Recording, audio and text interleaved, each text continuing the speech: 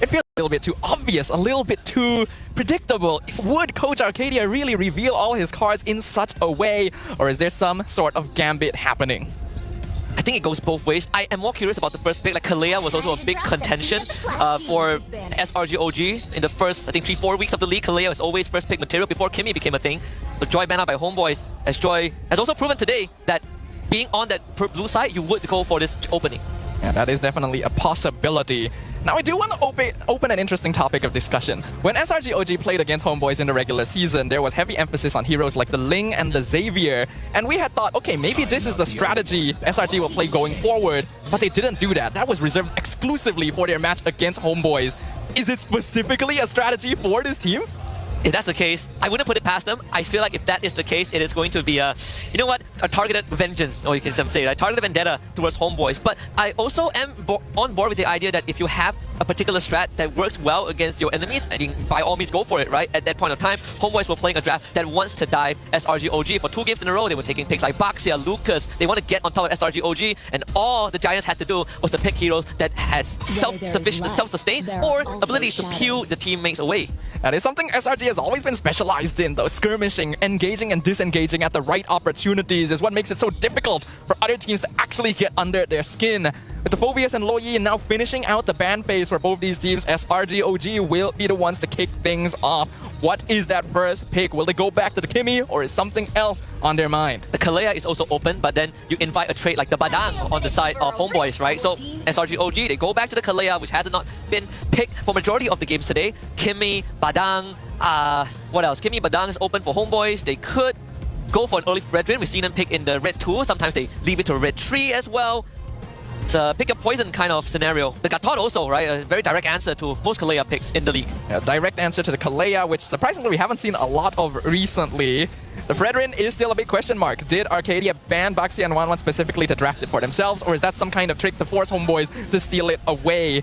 As you mentioned, picks like the Kimmy are still open, the Harif is still open, they go for that, and they do actually take the Fred. Yeah, I think this is sort of expected from Homeboys, right? And this does give SRGOG the option to, since this Kalea is always going to be a Yum 0. I don't think Kram has played it. They have the option to instantly pick a Kram's Badang, which he has played 2 games today and has found great success. Either that, teams also have pivoted to picking both their mid laner and gold laner so that they can keep jungler plus a potential flex pick, in this case Kram 0, for the second phase. I think keeping your jungler to the second phase would work pretty well for SRGOG right now. If they're able to see more of Homeboys' draft, then they could lock in a tank counter like the X-Borg later on if it's a bit more suitable. Gold lane's fine, since Harif has already revealed itself, but SRGOG thinks differently. And that's why they are the champs. It's a Hayabusa Farsa. Taking away the Farsa from Izanami too, which has been his go-to comfort picks, I think, towards the latter half of regular season. And also even today against DXS, right? Izanami played quite a copious amount of Farsa. And it has always been one of the few picks where if they are on the blue side, it's going to be second, third for Izanami, but on the red side, usually it comes in third too. So this is where I think a pivot might happen for Homeboys. They could keep Izanami's hero for the second half, but that means that they might have to end up revealing a potential flex pick here. Keeping this Fredrin flexible would be the most ideal, but I think it is more important to prioritize heroes that may get banned out in the second ban phase, such as this Badang. Going to be a very good answer to heroes like the Farsa, and we've already seen well-timed fist breaks lock down Hayabusas in the tournament, so it could be a good answer for the Homeboys. They'll just go ahead and grab that. Yeah. Not only that, it still doesn't fully tell SRGOG where the Badang and Fredrin are going to go, right? Essentially a double flex display from Homeboys at this point. You could start locking down Innocent's hero pool, going for the Beatrix, which is a very direct combination with the Kalea. Yeah. Considering that SRGOG banned the 1-1 and they didn't go for the Fredrin, it indicates that they're trying to set up for a more beneficial lane for Innocent specifically. So Homeboy is already starting to lock that down a little bit, getting rid of the Beatrix. I imagine if they want to get rid of more gold laners, then the Moskov would probably make sense, or the Granger, depending on which one they think is scarier. And if that's the case, we might see Innocent go back to something like, what was that hero again? I've never seen Iratel today. I don't think we'll see Iratel here. Oh man, it slipped my mind all of a sudden. Environment gets banned. No, this could be a glue indication. I mean, it's very straightforward. I think... What? Oh man, it actually slipped my mind. I had the hero in my head and then it just disappeared. What's your gold lane? Yeah, what's the gold lane hero again? Bruno? Yes, thank you, the Bruno. It has been an option. Bruno earlier. Has been an option for Innocent. Not much, but the game that he has played is great. And this guy knows what's up. Got a ticket in the phase 2. Congratulations. That was quick. Looks like his friend got a ticket as well. Looks like we'll be seeing y'all at phase 2. For those of you who are watching online and haven't grabbed that yet, do it quick. We don't know how much longer they'll be up. The glue gonna get banned away in response to the fair miss. Apparently, it's a 47-minute queue in a blink of an eye. Wow. Yeah, like the moment the tickets went live, I think our good friend OG went and checked. It was a 1-minute queue, and then a couple of refreshes, it ended up being 47 minutes. So good luck to those who are still waiting in line to get the tickets, and congratulations to those who got it. And better to get in the queue rather than miss out on a chance to get the tickets, right? And just leave it on in the background. Hopefully you move through it pretty quickly. Yep. I've had this experience because I went traveling in Japan, and you know this place Kichi Kichi that sells the omu rice, very viral one. So we tried to queue for it, and let me tell you, it says it opens at 10 a.m. 10 a.m. I refreshed the website, get into the queue, within 20 seconds it closed. Man, that's rough. It is rough. That's very, very rough. Oh, another guy with a ticket in the crowd. You can see how happy he is. That could be you if you get a ticket right now. A Masha ban as well from SRG. Big respect to making sure that they're still aware of the potential flex of both these heroes. And Vel's Masha is a scary one. Only 2 teams have found great success with Masha, right? And finally enough, they actually faced up against each other just now, DXS and Homeboys. There's another flex pick from Vel that was quite popular in the MPL at least regular season that we haven't seen today, the Edith. Right, he's picked a lot of Edith in the regular season, but at this point in time, that hasn't really been shown just yet. Jusin for Izanami. So I instantly have a slight concern for the side of the Homeboys in that they just don't have a lot of damage, especially earlier on in the game. This last pick from their side is going to need to be a pretty notable damage hero, but at the same time, it's probably going to be their roamer, depending on where this Badang ends up. We could see Vel on a damage EXP. The Edith is still open. That's one of his usual go-tos. Unless we see him on the Fredrin again. And then he pick like an assassin, right? Like that is true. Suyo is still up. The Ling is still up. The, I don't know if you want to go Alpha, though we did see Alpha in MPL PH. Couple of options left for Homeboys. The finishing pick to Rizla. Coming online for Cram and a Moskov for Innocent. And Moskov is an Innocent classic and typically a hero that does well in lane against the Harif, so that makes a lot of sense. But Crams to Rizla is something we have not seen in a very, very long time. We're getting treated to a lot of old classics today here. And earlier, that was done by Amal. He actually played a lot of interesting assassins in the jungle, bringing back the Benedetta and the Nolan. So if they do want to flex the Fredrin into EXP still, Amal has plenty of options. Yeah, a blast to the past, right? In fact, Amal played a full series, and all 5 games he picked different junglers. Benedetta, Nolan, Ling, the Baxia, then the Joy. So let's see if this is going to be a flex. Fredrin, seems like okay, wait. We actually still have no idea. We have no idea. Okay, it is a Vel Benedetta. Ooh, I don't think we've actually seen Vel's Benedetta yet. Not Even yet. though he normally can play damage EXP lane, he lanes towards Masha or Edith. So this is going to be a treat. This is going to be something interesting. And Benedetta is actually still on 100% win rate. This hero is difficult to handle here at MPLMY. Across multiple roles too. Siska has found success with Benedetta. Supat has done it. And the most recent addition is Amal in the jungle. Let's see if Vel will be the 4th name on that list. All right, ladies and gentlemen, put your hands together. We are about to get started with the upper bracket finals. Game number 1 may only be the first step in the journey, but it is a path that leads you straight to MSC in Riyadh. Will it be the defending champions or a brand new era of challengers? Let's find out in the land of Dawn. Homeboys on red side, SRG OG on blue side. To some people, this might just be a fresh encounter between 2 different eras, but for some, it is a rivalry as old as Season 13. We start off with a bit of a pause. Last time, we got a pause from SRG OG. Innocent spilled his drink, but this time, it seems like it's called... Oh, is that what happened? Yeah, he spilled his drink, so you can see the Marshals wiping his side of the table with tissue paper. That's very unfortunate. He is not innocent anymore after that one. He spilled his drink and he went on to win the game, right? Maybe that's the good luck charm now. It is a good luck charm. You just gotta spill your drink every time you're on stage. Yeah. I see some people saying that, hey, one of the keys to beating SRG, we talk about shutting down Cram in lane, banning his pace, targeting the silings and all, but we forgot about the most important thing, which is just take his shoes away. The game isn't over until he wears his shoes, but what if he doesn't have shoes to wear? You're right. Yeah, Cram is always the first person to put his shoes back on when the game ends. It's usually because he's dead after the fight, but that's true. If you take away his shoes and he can't put them on, the game doesn't end. Exactly. We've cracked the code. Oh well, someone out there has cracked the code. We need you in the next season. Maybe you are the one that can take down SRG OG. The teams need to hire sub players that can go and steal Cram shoes because the rest of them are busy. A lot of these analysts out there have pretty insightful input. Some are creative, some are straight up illegal. But we'll leave the stealing up for interpretation, whether you think it's the right thing to do or not as we hop back into the game. Well, I know what is legal. That is stealing the victory. That is stealing the buff potentially because Ivan is here. Yeah, so you will have to go back him up. So guys, not really affected too much by the attempted harassment from Ivan, who will be chunked out and leave the scene. In fact, even despite the attempted delay, Sakai still was the first one to clear the buff.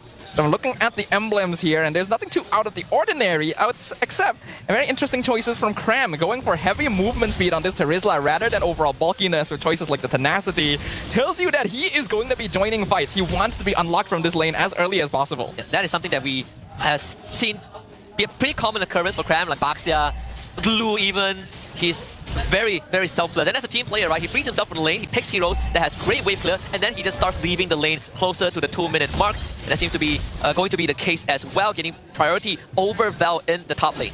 Talked about the importance of side lane prio, as well as a little bit of early pressure when you're up against SRG OG, and so far Homeboys hasn't really been able to create that just yet. An attempted execute onto MelQT, shadow kill, damage, not enough, good chrono dash to avoid the last tick of the shuriken. MelQT surviving there is very, very important. You cannot allow a Hayabusa to get a kill with his first Ogi shadow kill of the game. That sets up a very dangerous precedent. They do find Sakai, who will be chunked down low as the turtle is about to spawn. Val shows up middle lane to free up Izanami, as now they look to take priority over turtle, but Izanami, he's not going to be level 4 just yet, but since Sakai is low, SRG OG would just give this one up. I've been doing a great job of reconnaissance. Homeboys stopping SRG OG, and now are looking for Stormy, forces Flicker out. Sakai's in a very precarious position, and Cram, with the help of Stormy, blast, takes out 2. Homeboys now need to retreat. Amao trying to slowly back up, but Yums comes in to force out the Purify from the side of Homeboys. Izanami not really in a good spot as Cram swings the hammer, 1, 2, 3 in his face. Third death for Homeboys, and number 4 up on the docket. SRG OG trace an objective for 4 kills. That is definitely not what you want to happen in the first 3 minutes of the game. We talked about this, Homeboys. Do not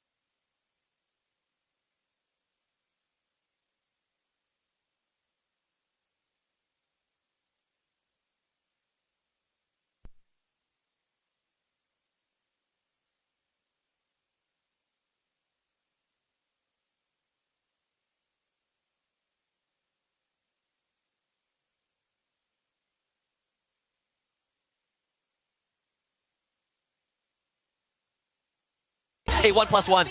Very well done by the Homeboys there, committing most of their resources to stop Innocent and getting a bonus kill on Yums in exchange. I think SRG OG themselves, though, were already ready to potentially give up on Innocent in the bot lane. They had Cram Split pushing up top, and Sky's going for a push down mid side as well. Not a lot of effort to actually come down there to help, since I don't feel like it would have gotten them much benefit. They would have been late to the party for sure. And that is a 1,000 goal swing towards Homeboys. Now they have basically just flattened out whatever deficit that they suffered earlier on. SRG OG sitting in less than 1,000 gold advantage. Better airstrike used very early. Chunked out Izanami and Vel. Homeboys on the turtle. Here comes Guys into the shadow. Kill Izanami's a target. Uses the Purify to get out of danger, but Cram is swinging it. The hammer left, right, and center. Trying to polarize Homeboys. Turtle for SRG OG, but Yums ends up going down. Vel tries to assassinate Innocent. Finds the kill at the very end with the lethal ignition. And now it's just Cram who finds Vel in return, but there's just too many members of Homeboys. Cram with the flicker to try and look for Ivan, but Ivan gets to safety, and now Cram is just another sacrificial lamb. Homeboys with 3. Man, it sure takes a long time to take him out though, as Guys is able to get the mid-tier 1 hit. Stormy snipes Ivan after the fight is over, so despite everything, it's still somewhat even for SRG OG. I was a little worried that they spent a bit too many resources just to get a turtle, but the kill score ends up being somewhat even, and that is actually perfectly okay for them, since initially it looked like Homeboys were in control. We gotta give SRG OG credits for some forward thinking, right? They realized that the fight was over, Cram is gonna draw attention away and get as much trade done as possible, so Guys took the mid-tier 1 in the process. So I agree, I think the eventual winner is still SRG OG. Gonna attempt to steal from Guys, which ends up bearing no fruit. For Homeboys, at least, they're not behind, right? They're keeping even with the Red Giant. I think we've seen from past experience that SRG OG is the type of team that is willing to throw bodies. They don't really care about the overall kill score of the game, because the goal is always to make it further into the base and take down the crystal. So in this case, even though they're not getting much of a net worth lead, even though they are taking more deaths than usual on their main cores, they are getting a lot of macro done. And Homeboys are oftentimes going to be rotating the map together, so they're not really able to respond to that in exchange.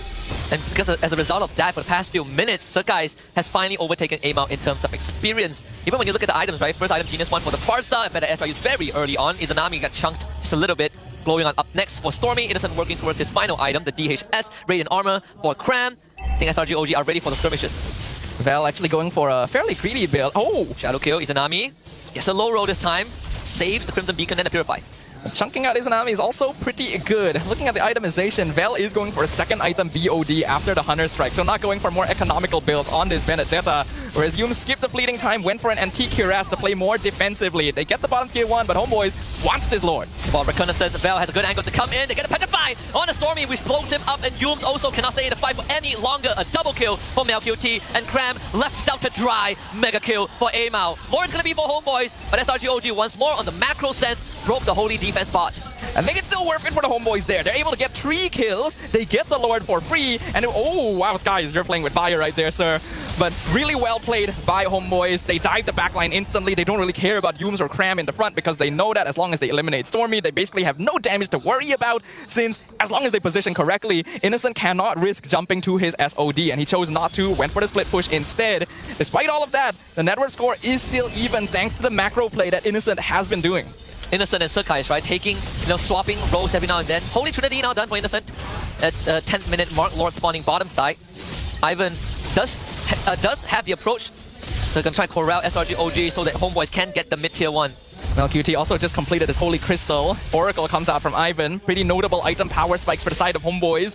That'll make their team fights even more efficient. I think we're at the stage of the game where the Homeboys can actually afford playing 4-1. Vel can start matching up the macro, since I think even in a 4v5 situation, Homeboys are strong enough. And I petrifies Guys. Takes on the challenge and survives. Here comes the damage block. That's the final blow. Good iframe from Vel, so Guys gets nothing. Lord bottom side, 2 Homeboys looking for a potential pinch. There is, they can still play. Cram will put his body in front, eats the taunt and everything from the rest of Homeboys. Stormy getting jumped by Izanami, but still gets all 4 pops off. Bottom tier 2 falls, and Cram also goes down. All right. Much better for... Oh! SOD, Innocent! Goes in from MelQT and follow up from Yums! Innocent!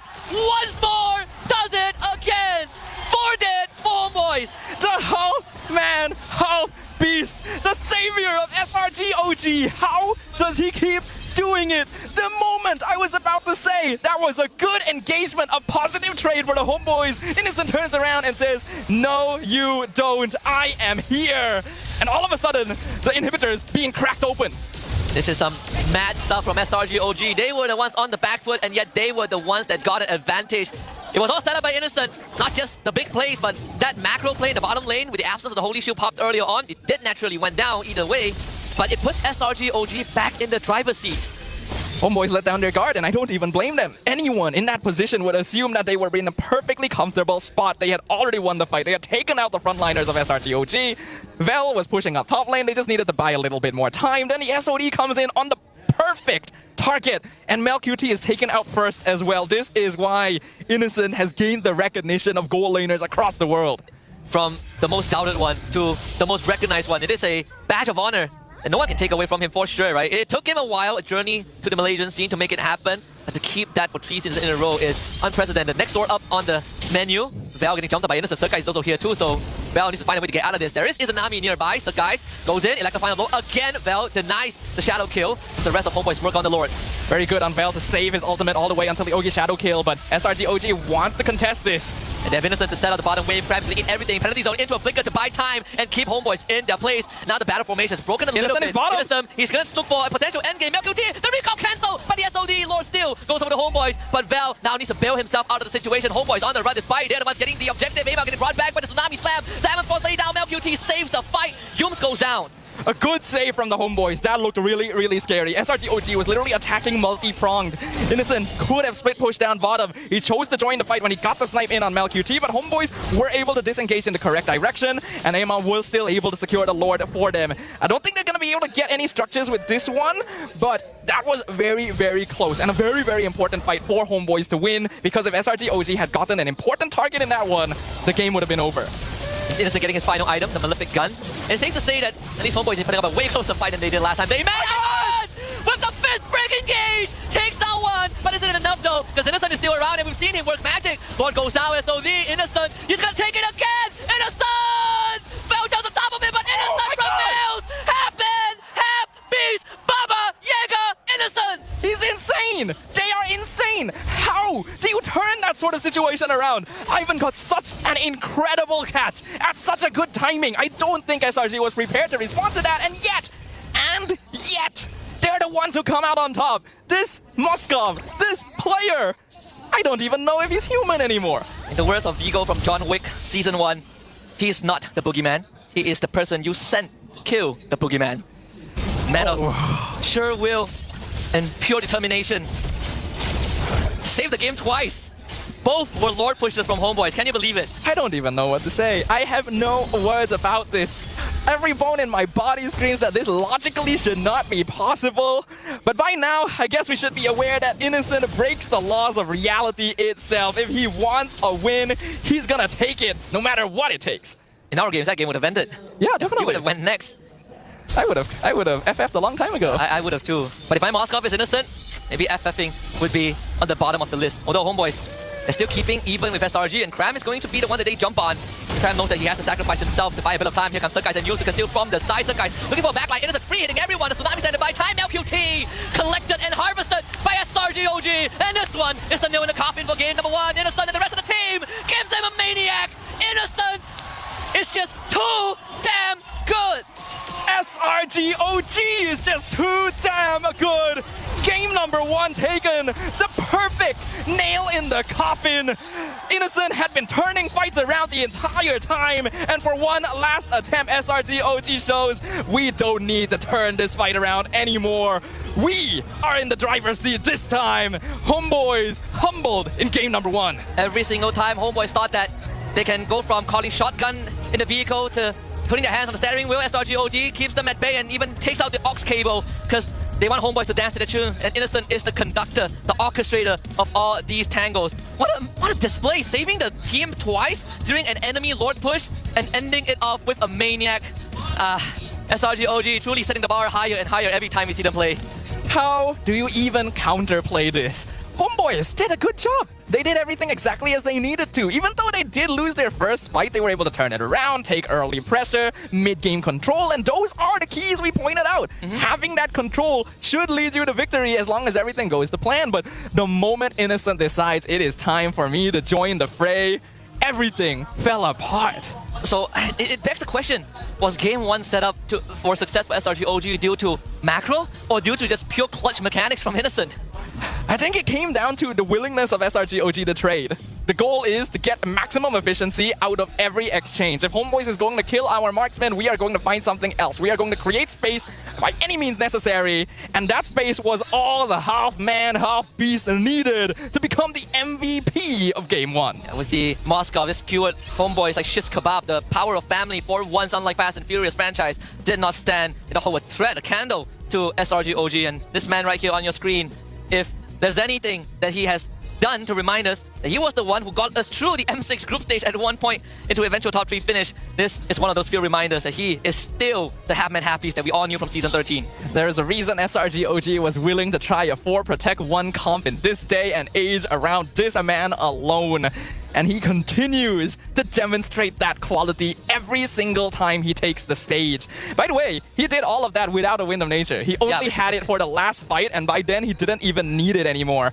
I do think that Homeboys kind of lost the sauce a little bit towards the end. Stormy was doing a great job of playing a ring around the Rosie with Vel, just buying as much time from the Benedetta as possible, and by the time Vel realizes his team needs him, it's already too late. Yeah, and throughout the entire game, Homeboys have made some great moves as well, right? At one point, it was like watching two Grandmaster playing chess. You know, you get a lane, we get the Lord, you get a kill, we take one back. But eventually, it was SRG OG thinking a couple steps ahead. And even at Homeboy's highest moments, which was Ivan's engaged in front of SRG OG's base, they still ended up losing a game. Oh, as someone who plays Rome, seeing how well Ivan set that up and what it resulted in breaks my heart. I cannot believe that. I would be watching my screen and thinking, what? What else can I do, right? Like, I served up a full course meal. Here's your A5 Wagyu steak, perfectly grilled, medium rare, just how you like it, with some balsamic vinegar reduction, and then you drop the plate. Or maybe I drop the plate, I don't know anymore. Or in this case, Innocent make them drop the plate. Yeah, Innocent. He just trips you over, and there's nothing you can do about it, because he stares you in the face, and you realize, I can't do anything to this man. Oh, man. Sheer terror up against Innocent. I feel like it's one of the games where I look at Homeboys, and I think to myself, what do they need to adjust? I don't think the draft was a big of a problem. It certainly is a bit more technical than what SRG OG wants to achieve, but they've been putting it off to a very respectable degree. I think Homeboys are basically just lacking in a little bit of experience, especially on the international stage, because they were doing everything correctly, but what comes next? When they started splitting, going for that bot lane push, sending Vel up top, they were already in a comfortable position, but they forget what this Moskov is capable of, and they're not really in position to actually counteract it. That's fine, but after that, the goal needs to be to find Innocent. You cannot start a fight without knowing where he is on the map, and ideally having good positioning over him. And I don't feel like Homeboys met those criteria, especially in that final fight. They, for some reason, chased Cram down half the river to try and kill the tankiest member of the team. I don't think that was smart. Felt like a tunnel vision moment, right? And even, let's say, they get the kill onto Cram, you probably lay down your Zaman Force. What comes next? And SRG OG, just through that itself, was able to punish Homeboys. We say that Cram is very selfless, and this entire game, it's not like he went full tank, he went War X first item, and he still was one of the hardest men to take down. That's the body of the Smith right there, boys. It is so difficult to remove this Terizla. It's a similar situation to Fredrin. Even without items, you need to commit a good amount of resources to actually take them out. So even though normally, if you're able to take out the enemy main front line first, it's usually good for you, on certain heroes, you need to reconsider whether that is the correct choice. This one definitely was not, even in the objective distribution, right? It didn't feel like SRG OG was dominating, and I didn't think to any degree that they were dominating. It's just when it comes down to the important moments, when all the chips are down, SRG OG were the ones that win the gambit. They were biding their time. You're right, Husky. It did not look like at any point in that game until, Innocent, that they were actually winning. They were just trading. They were just like taking what they could in exchange for the lives that were lost by really aggressive rotations from the Homeboys. But sometimes that's all that's needed. Because normally, with the number of ganks and pressure that Homeboys had applied, they should be looking at a pretty comfortable net worth lead. There was never any net worth lead. SRG OG were always in the game. Yeah, either they were slightly ahead or they were even.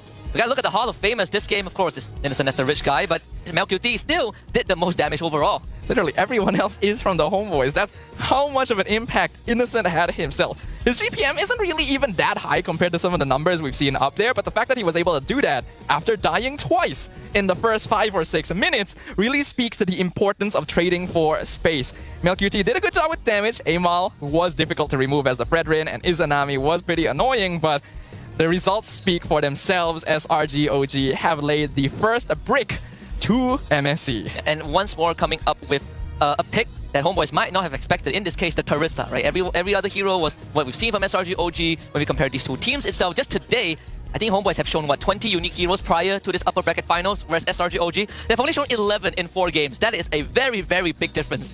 I have the feeling SRG-OG is the type of team that, you gotta make us show you more of our heroes. Look at this gold graph, and again, it is ridiculous to think about that Homeboys were leading in kills for most of the game, and they only ever got a 1k lead max. Yeah, that's the craziest thing. That was the first Lord. Innocent clutched it. It's like, okay, whoopsie, we can do it again. Guess the second Lord. And look, no structures, right? 2 lords, but no inhibitor conversions for Homeboys. And in fact, after the second lord, it was SRG who ran away with the game. It is so impressive to see, and it is an indication to every team once again that the state of the game can change on a dime. You cannot afford to let down your guard anytime. Whether it be a small 2k lead or a 10k lead, a single mistake is all that it costs you. But in this case, it wasn't even really a mistake. It was legitimately just one man saying, it's time to take things into my own hands. Yes, I'd win. Actually, I'd win. Fine, I'll do it myself. Oh man, I mean, looking at just the conclusion of game 1, I'm looking ahead into game number 2, and I'm thinking, there's a chance that Homeboys is going to take that first pick. Is there any adjustments that they're going to make? I would boldly assume that we're not going to see a better Data being brought out anymore. They're going to try and give Amal the assassin jungler. But how is that going to affect their approach against SRG OG? So my worry with Homeboys is that they may rely a little bit too much on getting kills, on winning team fights. I think this is the same issue that allowed MV to get clean swept by DXS. There's a lack of adaptability and flexibility in the way you play the game. Even though you picked this Benedetta to try and match the macro of SRG OG, you can tell that Vel wasn't really doing that a lot of the time, and I feel like that cost Homeboys a lot more advantage than they should have been giving up. And then even when Vel was doing it, which was, into the mid towards late game, you have Surkais to deal with him, right? And it's not like Surkais needed to take him out. He just needed to stop Vel from functioning. And even when you look at the highlight reel, every single time something happens on the map, SRG OG always finds a trade elsewhere. It's SRG just saying, we are going to find some way to make this an efficient trade for us. And then this fight, the first fight, Vel decides, okay, you guys are fine, right? I can go split push somewhere else on the map. It completely turns around. And despite Ivan's best efforts to get this set up right in front of the base, this is what happens. I still cannot believe it, and I'm watching it right now. I believe this is like the second, third time that Innocent had to press Purify. But for a majority of the game, Homeboys weren't even worthy of the Purify. And this was the final nail in the coffin. Vel gets a midway push, and suddenly his team goes down. He's chasing Stormy the entire time, and by the time he gets back, Amal is the only person left. Again, there was no reason to try and chase Cram down that far. At a certain point, you have to decide, actually, they're probably going to be collapsing on us pretty soon. Maybe it's time to back off. No, they double down. They throw everything at Cram, gathering themselves up to get pincushioned by Innocent, who is literally not being cared about in the backline. And the first guy he found was Mel. It's like the most important target on Homeboys. So well done, SRG OG. They continue to shock us over and over again. But what's more shocking is how fast tickets are selling out for Phase 2. Oh, yeah, wait. You are correct. Grand Finals tickets are sold out to everyone who got a ticket. Congratulations. Wow, we've literally only had time to play one game of MLBB. How am I going to attend Grand Finals? Yeah. I need tickets. My family. Now we won't have casters. My family needs tickets. Your family needs tickets. At least there is still day 1. Phase 2 day 1 tickets are still available, but they're selling fast. So if you guys want to catch the final few matches before the Grand Finals as well, this is your last chance to do it. Yeah, and if you are the unfortunate ones who are not able to get a ticket to come down to the arena Stadium Jara, don't worry, you can watch it in a virtual arena. Indeed, the virtual arena that is Astro Arena, where you don't miss a single moment of MPL Malaysia Season 15 because you can now catch all the live action on your TV screens only with Astro Arena. From epic clashes to highlight-worthy plays, experience the thrill of esports like never before, right from your living room. I've seen a lot of people reshare or post stories on social media, them watching on the big television screens. Keep it coming. This is what makes the league so much more fun. It's not just a local thing, it's a national celebration of great achievements of our local players and even the imports who are willing to take their chances in our local league. Which, even according to Merkel, right, up to this point, Homeboys, Coach Erpang, Jesven, Vel, Ivan, they were undefeated up till SRG, almost dropped against DXS earlier on, but still the second best team in the league. You look at the gap between SRG OG and Homeboys in the regular season, not that much. Between Homeboys and the third seed, which at the time was Monster Vicious, pretty darn far, and yet here we are. Yet here we are. These are two of the best teams we have here in MPL Malaysia, and it still seems like SRG OG is too big of a mountain to climb. What to even do? Homeboys have had so much development. The players that you mentioned, the imports you mentioned, were literally called rejects by Merkel, by many players and fans over in MPL ID. They found a new breath of life here, revitalized the Homeboys organization as a whole, and now they're playing in the upper bracket finals. They want to show everything that they're capable of, but SRG OG, it's just another day for them. Yeah, just for Homeboys, it was the fight of the lives. For SRG, it's just another day in the scrim room. So hopefully Homeboys can bounce back. There's going to be the lower bracket, but like you mentioned early on, you want to be able to get through to Ria as fast as possible. In fact, we have a quick trivia Q&A brought to you by Fairy. Which player made their MPL debut in Season 8 and later claimed the regular season MVP title? Season 8. Hold on, Season 7 was RSGMY. Yes. Season 8. Oh, regular season MVP, not finals MVP. Regular season MVP. Was that Smooth? Momo? Was it Stormy season? Is it too early to be Stormy season? No, it is. It is too early to be Stormy season. It is too early. Oh man. Which... Are we supposed to answer this? Or do we actually need to answer? Oh man, who is the... Oh, I gotta brush on my history. You were here. You were here. I was. I was not. But this was so long ago. Season 8. Who won Season 8? Hold on. Was it Toad? It might have been SMG. SMG, yes, it's SMG. Was it Smooth? It could have been Smooth. Smooth or Momo? Smooth? Okay, we're completely wrong. I'm so sorry. I'm so sorry, Sheepy. Wow, I completely... Really? Sorry, Vamos fans. I Wait, really? Hold on. I know Chibi debuted in Season 7. Did he get regular season MVP the next season? I guess so. He has a regular season MVP, just don't remember which one. Well, we found the answer. Well, my memory is not what it used to be. It's okay though. It's been a long time. It's alright. You guys will forgive me, right? Right? We also got the answer right. Truly a Vamos fan. Or Chibi fan, in this case. Man, this feels so long ago. I feel so... It does! Dude, thinking back to it, it's insane how far we have come. How far MPL Malaysia has developed. Yeah, we talk about the regular season MVP, in Season 8, and this season was a completely different one, right? He has won the championship, he's finished runner-up 2 times, he's been to M5, he's been to MSC, he's been to M6. Right now going to one of the lower points in his career. We do hope he bounces back next season, but it does speak volumes of how much more competitive we've gotten. Last 2 seasons, it was only SRG plus Homeboy/Vamos. Right now, with SRG, with Homeboys, with DXS, with MV, we have Aero. I think we're moving in the right direction. We are definitely getting better and stronger with every season, and that goes double for SRG OG as well. You would think they don't need to anymore, but I'm really happy to see that this team is consistently pushing themselves. They definitely want to be on top of the international stage once again, but that just means that every other team is having a tough time keeping up. I would say that SRG OG are too good for their own good. Oh, another question. All right, what is this? Besides Zorn, which player has played the longest in MPL from his debut season until now, and in which season did he start? Zorn started in Season 3, so... It's Smooth, right? Right? But I don't remember when he started. Is it Smooth, or is I think this was before Momo? I debuted. No, not Momo. No Momo, right? Momo was after. I'm pretty sure Momo was also Season 7, actually. I was around in Season 5. Was Smooth around? Honestly, I can't remember. It was COVID season. I think it was Smooth. I think it was Smooth, right? It should be. Hasn't been much players that has played from the earlier days and still stuck around until now. But which season did he start? Could be Smooth, actually. That time it was Evil's SG who won Season 5 against Overtodak. I feel like we have to lock in Smooth. It should. Yeah, okay, oh, Season 3. So it was with the same season as Zorn. Nice. Wow. Well, I wouldn't know. I was not actually around at that time. Yeah, I know that Smooth was around in Season 5, but I didn't know his origins was in Season 3. It's been a long time. Actually, wasn't Zorn around even from Season 1? I actually don't remember. I feel like Zorn has been around since Season 1. Season 1, I was still like a general audience, walking through the malls and reminiscing an air agent Cyan. I don't think I even existed. I'm pretty sure you did. You just weren't. I wouldn't know. My memory doesn't go back that far. But it was like the air agent Cyan, like Solos, Penjahat, Hawkeye era, and every time they play under Cyan, Reborn, I think the initial name was, that was the only time malls get filled up. It was actually crazy. And then they became Air Agent Cyan because Air Agent picked them up. And there's long history, different times. Look at MPL now. Look at this. We went from malls to this. We got drums over there. That's cool. That's been around a while as well. Mall policy doesn't allow drums. So we've come a long way. We've come a long way. Well, we have come a long way. And all these teams have as well ever since the start of Season 15. Upper bracket finals, grand finals on the line, MSC ticket on the line.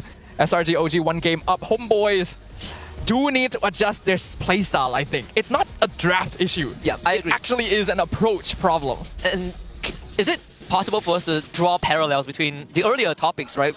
Aero, looking at how Aero approaches SRG and how Homeboys approach SRG. Is that, again, the main focus in this matchup that's making Homeboys fall behind just by a little bit? Yes, actually, because Aero Esports, I think, is a little more flexible overall. The way that they play the game is different from Homeboys in that they're not wholly reliant on team fighting or any particular style of gameplay. If they need to do something, they will find an angle to do so. Zkiv on the same hero is going to approach the same fight in multiple different ways, but I feel like Homeboys will always try to go for that one particular style that works best for them, and that is a problem when you're up against a team like SRGOG. And funnily enough, the playoffs is actually today is the first time that we see Homeboys really get pushed to the edge, right? Previously in the regular season, sure, DXS took one game from them, MV took one game, they got swept by SRGOG, but aside from that, Homeboys look incredibly dominant. But today, they went a full series against DXS. Some were dominating. Right now, SRGOG swept in game 1. Let's see how much further can Homeboys be pushed. Yeah, I think Homeboys probably need a little bit of time. SRGOG gonna take a moment as well. We're gonna go on a short break, and we will be right back with game 2, so make sure you guys don't go anywhere.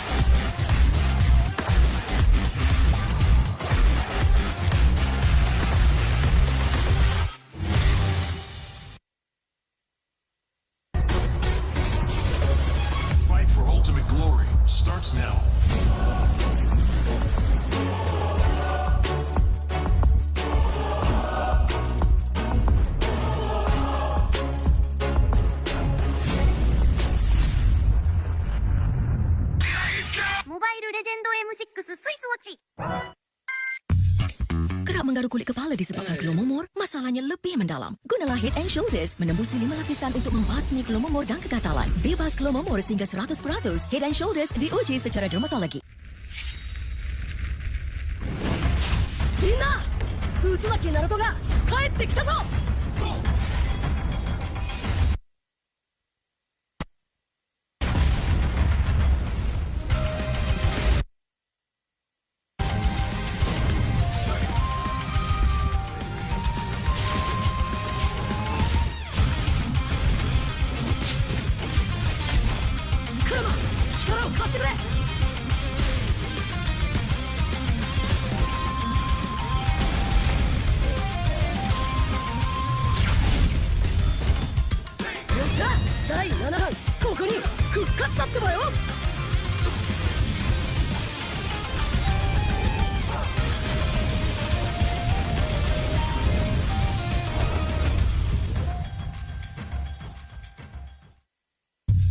You keep scratching the surface for dandruff? But the problem lies deeper. Use Head and Shoulders. It goes 5 layers deep to defeat dandruff and itch.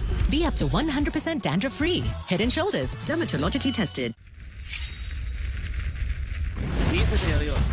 シャリンガンの本当の力をな。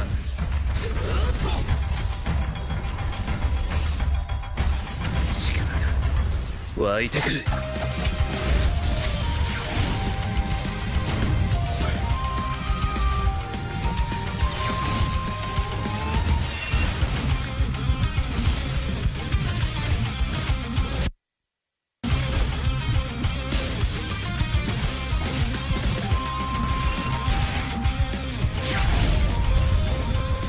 相変わらずやかましい奴らだ。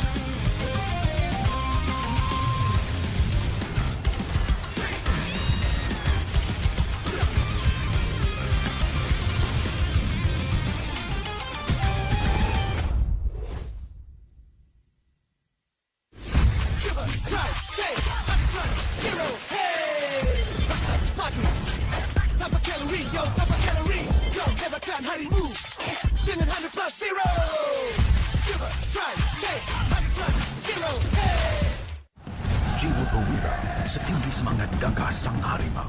Medan bertarung walau di mana, kita berdiri sama perkasa. Biar lawangan kita bergema satu dunia. Perwira dan pertiwi, bangkitlah dan terus berjuang. Marilah kita bersorak, harapan pasti ada. Ayo Tim Mas, kita mara bersama. Kita semua Tim Mas.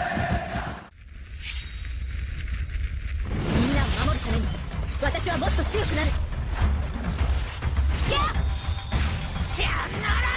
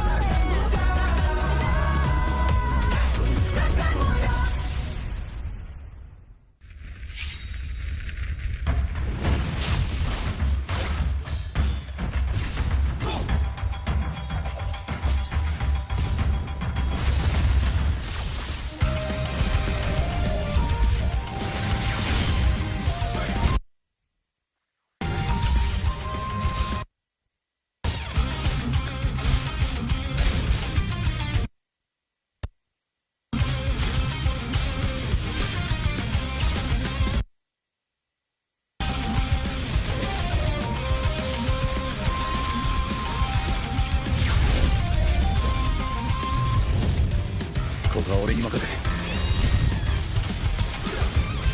もらった。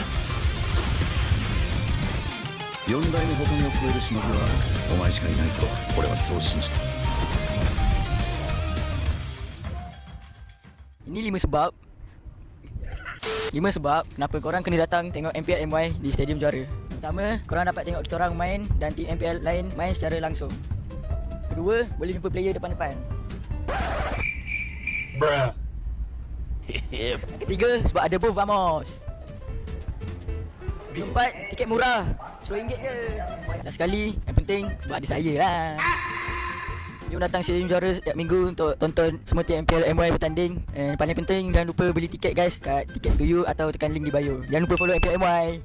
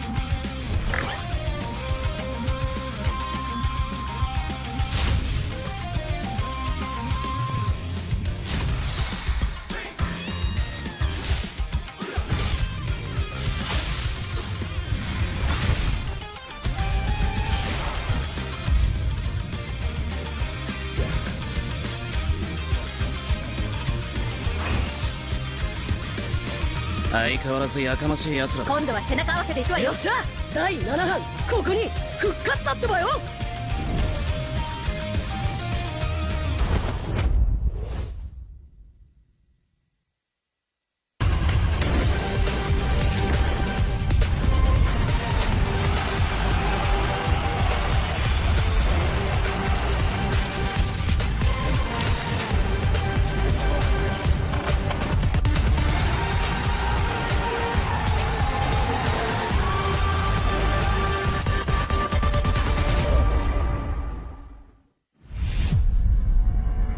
Trofi MPL Malaysia, dia adalah simbol untuk tunjuk kejayaan satu pasukan.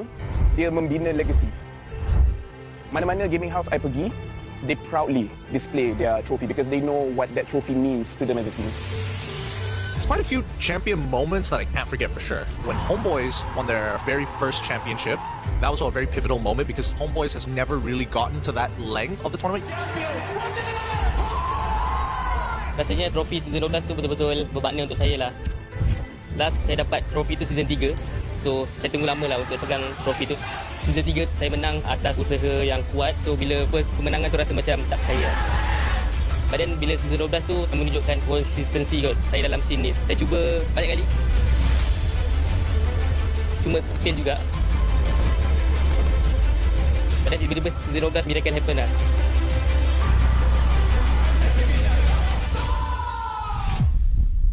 Season yang saya tak boleh lupakan is season 9 sebab itu first time saya champion dan saya dapat MVP pada season tu lah. Masa grand final season 9 saya ada teman Momo sebab dia gunakan sniper, tapi sekarang saya baru sedar yang kita orang dua tak communicate dan saya pun nervous jugalah. So yeah, sorry Momo. SRG did it so handedly as well. Haven't had like champions who've dominated that hard in quite some time. Time season 13 bermula, Maria from the BTM datang interview saya dekat sekolah saya and saya ada cakap saya boleh kalahkan Chibi or be better than him, then it's just come true lah what I said.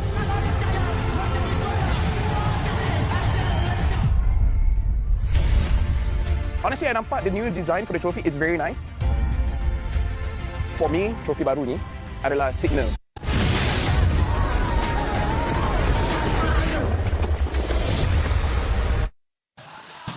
The festivities return, ladies and gentlemen. Thank you very much, everyone, for being patient with us. We are going to be resuming with Game 2 of the upper bracket finals very, very soon. And I, for one, am very excited to see what will happen. Can Homeboys figure out what needs to be changed? Yeah, both teams have had some extra time given the circumstances. That means more planning, more time to deliberate on what went wrong, on the what ifs. I want to see Homeboys bounce back, and nothing stays more than the night is still young with all the echoes behind us. I'm not sure if it's captured in this, it's actually not captured in the shot, but on that side where the SRG camp is, that the Ultras are at, the Homeboys, the Flame Boys are also joining in this big huddle. We did the Viking clap just now live here as well, so if you are not in Stadium Jara, you are missing out just a little bit, but the games continue to be good. The atmosphere here really is something different, and it's because of the fans and all of you watching at home that we are able to enjoy the festivities here in such a way. Both nations coexisting in harmony here as both sides of the fan base are coming together to have a great time and just enjoy some really, really good MLBB. We're going to be jumping into Game 2 very, very soon, but on a personal level, Husky, is there anything you want to see? I want to see Homeboys continue to push SRG OG a bit more, right? They've already done more than what we saw in the regular season, which was close to none. So I want to see them push the envelope, right? Like we went through, polished a bit on some of their movements. They were forcing some moves in Game 1, I think. Polish on that, know when to reel back, and I think from that it would give them a clearer idea on how to deal with SRG OG, because they did have a direction, but it's the tunnel visioning that leads them down the wrong path. Yeah, I agree with you. I think Homeboys does have the skills necessary to put up a strong fight against SRG OG. They already did manage to push them somewhat in the earlier stages of Game 1, but they were not able to maintain that composure going through towards the end game. Homeboy still has very little international experience as a lineup, and many of these players have not had many chances to go up on the big stage as well. So I think it can be attributed to that somewhat when you compare it to SRG OG, who has achieved accolades across the international scene. Yeah, and I think to a certain degree in MPL MY, we still are somewhat stuck in a phase where we are discussing about mental state in long series, right? In series where teams start taking a beat down, some of them cannot move on. I don't think Homeboys is the case. They are one of the rare few cases of teams that can recover from a bad start. But generally, we've seen examples such as Monster Vicious, right? Monster Vicious, we've seen DXS, we've even seen Team Vamos this season go down that road. So in this case, we are seeing the best of the best teams that don't crumble under pressure, and it really comes down to the battle of the wits. Who makes the better shot calls when the chips are down? And so far, Homeboys are the ones that are lagging behind. Homeboys got to be able to lock in those decisions, got to be able to make them on the fly, and got to be really smart with it in the draft as well. So let's have a look at what both coaches are going to be cooking up. Looks like they've switched sides for game 2. Homeboys have first pick. First pick and a first ban on the Lucas, which was completely ignored by both SRG OG the entire day, even against Arrow, that this hero was untouched. So this Lucas ban, I'm not sure if how much it indicates, it hints at a potential Suyo being revealed, because that has always been one of the more common matchup that Lucas loves to take on. We've seen, I think, Hazel himself use the Lucas during the play-ins against the Famos, so there's already some deviation for Homeboy's side of the ban, but for SRG OG, it's still the same Fanny Boxia. Yeah, it's interesting to see this Lucas being banned out. Skies has played it this season, but I only think he's brought it out like once or twice. It was against Hazel, right? Ah, yes. So, and it was also completely ignored in game 1 as far as I recall, so it's a very strange shift, especially since this isn't really a hero that particularly counters anyone, but it is very annoying to play against. There has been this point of discussion at one point, I think also it also stemmed from the loss in the regular season to SRG OG, where there are some worries that maybe Coach Erfang might think too deep into the draft, right? The overthinking might cause them to deviate from the original plan, especially when they get caught off guard or they suffer a defeat. It really felt like it should have been closer, like that game 1. I don't mind the shift in paradigm in what Homeboys is trying to bring. I just hope that whatever they are going to bring to the table can push SRG a bit further than game 1. I mean, throughout this entire season, we've sent a lot of praises towards the coaching staff of the Homeboys.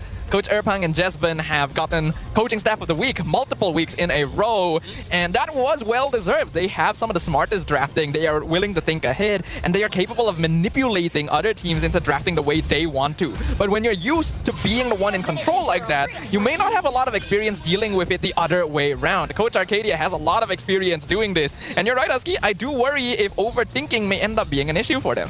With the Kalea banned out this time, Coach Erpang, let's see what's up on the table. I mean, Drusin has, at least back then, it's a first pick commodity. It's not really the case right now. The Phovis is open, but no, very less teams to go for open Phovis pick 2. Badang is up on the table. They could consider that as a potential flex like they did in game number 1. It was kind of picked up in, I believe, Red 3. Red 3. See if they want to go down that route. The Harry is still up, but Harry hasn't really been first pick commodities. Wow. They go for Fredrin. Last time we saw this, I think the Fredrin ended up being in Vel's hand. So, we'll see. Fredrin Matilda is always a possible combination. Fredrin first pick is pretty unusual. It's not the first time it's happened this season, but it is still a very rare occasion.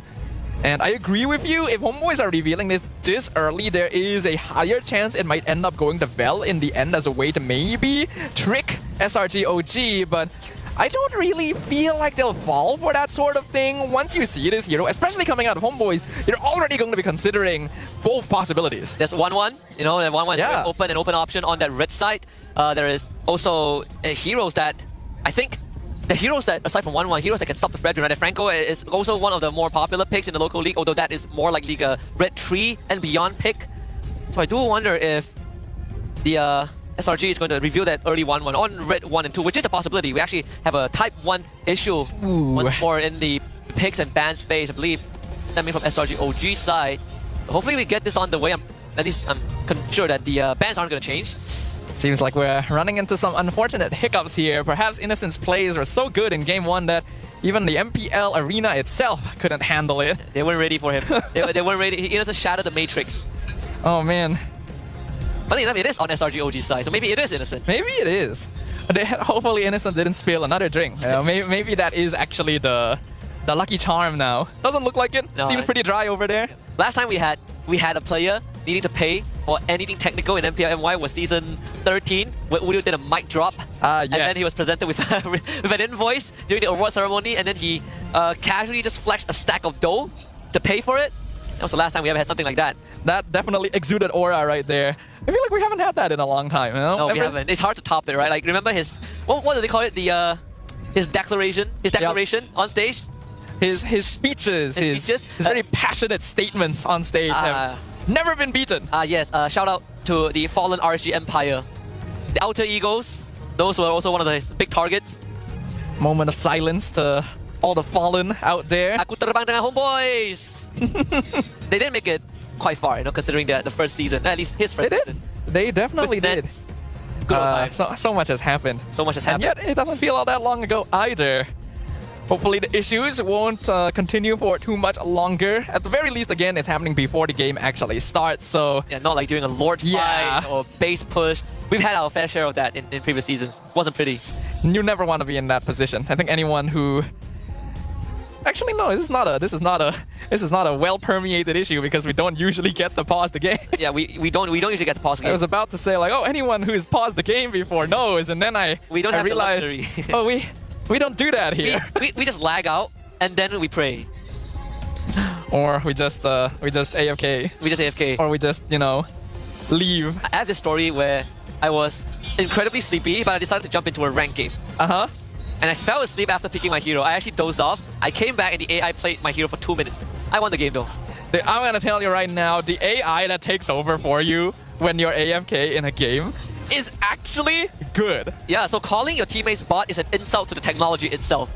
I still remember, this was a long time ago too. This was not even a recent thing. The AI has been pretty good for a while. There was once when I was streaming and one of my viewers picked Cho. He was actually playing Cho Roam. And then because his internet died out, he basically left the game, right? He was not there anymore. So the AI took over and this AI played Cho actually good. Even more so, he was shot calling. The Cho was shot calling? The AI was like sending messages like attack, retreat, and he was emoting. And I was like, oh my god, this AI plays Cho better than me. That's why sometimes I feel like, if you run into bad teammates and you start calling them, AIs, it doesn't do the AI justice, because I'm pretty sure the AI is more developed. Okay, wake up Izanami, come on, you got a game to play. I mean, if we're still resolving some technical issues, may as well get some rest where you can. Power nap, Val falling asleep too. Homeboys did not get a lot of chance to rest after their match. They didn't get to go back. SRG OG did, or at least that's what they say. This does wear you out though. I think as a player, right, just from a player's perspective, right, these kind of long delays, it starts to take a toll on you, right? It drains that momentum and it starts wearing on your psyche in a certain degree. This could be the make or break, right? It could be the turning point of SRG losing that drive, that fire, and Homeboys making a comeback. I was wondering what that said, but he did not manage to get tickets to the finals, and that is very unfortunate. Commiserations, my friend, but you tried. They sold out so fast. Yeah, it's so fast. I wonder how the Phase 2 Day 1 tickets are going. And I imagine that we would have a lot more seats for the Grand Finals, and the fact that it sold out that fast. Insane. I can't wait to go deaf again. I mean, we all know. We know how important this Grand Finals is going to be. While it's no longer a battle for the MSE stage like it used to be when we only had the one slot, it's still a very important occasion to see whether or not SRG OG might become three-peat if they make it, or a new team might rise to take their place. It's going to be a very memorable time. Yeah, one of the bigger, hold on, you got the ticket? Yes, to the Grand Finals. You're one of the lucky ones. Gotta be careful if you're showing your ticket as well. Yeah. Gotta make sure to cover that QR code. You gotta be like the guy earlier on before the break who actually did a great doodling job of covering the important info. So anyone, if you want to get your tickets from that abang, you could screenshot that, maybe work something out of it. Please don't do it. I'm not sure if you're gonna be able to try and get the information from that one. It looks like we might be running into some unfortunate issues here, so oh boy, please be patient with us, ladies and gentlemen. We will definitely make sure to get going as soon as possible. Yeah, meanwhile, we can see that the crowd is still very, what do you say, motivated, right? Motivated or very energetic. Very energetic, I'm pretty sure some of them were here in the morning for SRG OG against Aero. Probably went out to grab lunch. Or they could have stayed for the whole day, who knows? There were viewers from the Homeboys DXS match who right after the match ended straight away went to line up outside. And that was like over an hour. We had like this match. We had 1.5 hour worth of break time, if I remember correctly. They were literally standing out there waiting in line for the next match to start, and it was still like over an hour away. So to all the fans who are so dedicated and who are so good at just viewing, at igniting the atmosphere, at making MPL MY just a great place to be. Once again, thank you very much, everyone. Looks like we are back in the draft. There it is, the 1-1 which we talked about, but also the Phobias, which was banned out in game number 1, I believe, by Coach Erpang. And remember, Cram's Phobias has been a force of nature to be reckoned with. Literally, the amount of times that he has saved SRG OG in dire situations, I've lost count. When Cram is playing this hero, it is not just a difficult body to remove from the map. He is going to find opportunities to flicker in Dark Wave, get a multi-person knockup. Oh boy. But there is the Angela. Homeboys had specifically been banning Angela in every draft against DXS, and we didn't know why. Now we do. Apparently, they themselves put a lot of respect on the hero. I have a feeling this is an Izanami Angela. I hope not, but then it will be Ivan Angela. I think it's Izanami. Yeah, most likely Izanami Angela. And a throwback to season 11, season 12, even earlier. But now it begs the question, right? Is this a pivot that Homeboys have prepped? Or is it a pivot because they started thinking in way between the lines? No, I get the feeling this is something they were intending to play at some point, because that's the only thing that would explain them banning it so consistently when DXS has never played the hero before. They're just respectful of it, because they probably have played it, they've trained with it, they've tried it, and they think that it is strong. I can see that it could be strong, and it works very well with both Redrin and Iritel. Can deny any potential kills, chaining off a crossbow of Tang with all that extra HP bar. SRG OG not really shifting the game plan though, they still go for their Suyo. Yeah, they saw Lucas get banned out, they realized that the matchup, there's no more joy in the pool. Suyo next on the line. At least compared to Hayabusa, you have a lot more consistent damage, right? Dealing with Angela +1. So now it's time to hammer down on Amal's hero pool, Bandaling. So usually the best way to deal with an Angela composition is to pick hard single target lockdown, like Cho or the Franco, so that when the hard guard comes out, you can just lock down the person and getting hard guarded, and you're basically CCing 2 players on the enemy team at once, but you're still going to need enough damage to actually melt through the shield. Thinking of something like a Farsa, right? Burst Mage's Farsa is the first that comes to mind. Cho, Franco, still the great pick-up heroes as well. Speaking of the Devil, Franco's banned out. Wouldn't be surprised if they banned out the Cho as well. These are the most obvious heroes for dealing with an Angela. And I don't really know what else SRG OG would bring out if they get rid of the Cho too. What are the odds we see a Kaja? It's been a long time, but... I mean, there's Jawhead too. I know that there's always that fallback option of a Tigreal, but we've seen how Tigreal is just... There's just so little margins of error for error. It's a bad season for Tigreal. It's a bad season. And it's very sad because I love Tigreal, but watching these players try to make the hero work has been a lot of suffering that I do not wish upon anyone. Lo Yi gonna get banned instead. I don't know, I think that things worse than not being able to play Tigreal effectively. Like for example, if you play Natalia role with Execute, or Uranus with Revitalize. I don't think I would like you very much if you did that in my game. Or like Argus Inspire, you know, Sun with Petrify. There are worse things than getting a bad Tigreal game. Funny thing is, some of those actually work in pub, so I don't feel like we should call them out too much. I do kind of wish SRG didn't reveal Suyo so early so that we could think about the possibility of a Yin. Oh man. So if someone gets hard guarded and you kidnap the hard guarded person, Angela pops out, right? Yes. They do go for Jawhead. I don't know, I don't feel like Jawhead is good enough. Like you throw them back at your team when they're hard guarded is not really a good idea. I suppose, yeah, I can see where you're coming from for sure. It's just like I mean, if you want burst damage against Farsa, Novaria, Vexana, the Juicin is up on the table, right? Izanami, if he's on the Angela mid laner, is going. There's a plethora of choices for Stormy too. You ideally want a mid lane hero that will naturally build into the Scorching Wand? The Glowing Wand. Glowing Wand. Suddenly I couldn't remember the first word. I was like, Scorching's not correct. Scorching Wand is a cool name though. It does have a burn. So that's the Edith we've been talking about. And wait a minute. It is going to be Ivan Angela. Huh. Didn't see that coming. Izanami Angela has been a thing in MPL MY since way back when, but looks like they are going to be delegating that role to Ivan instead. They do already have Vel and Amal to do the frontline catching, so I guess why not? Now the question for SRG OG is, just judging by Homeboy's draft, this is a draft that kind of fits the criteria of what it takes to get a head start over SRG, right? That early presence and prowess. SRG's answer is the Valentina. Oh, alright.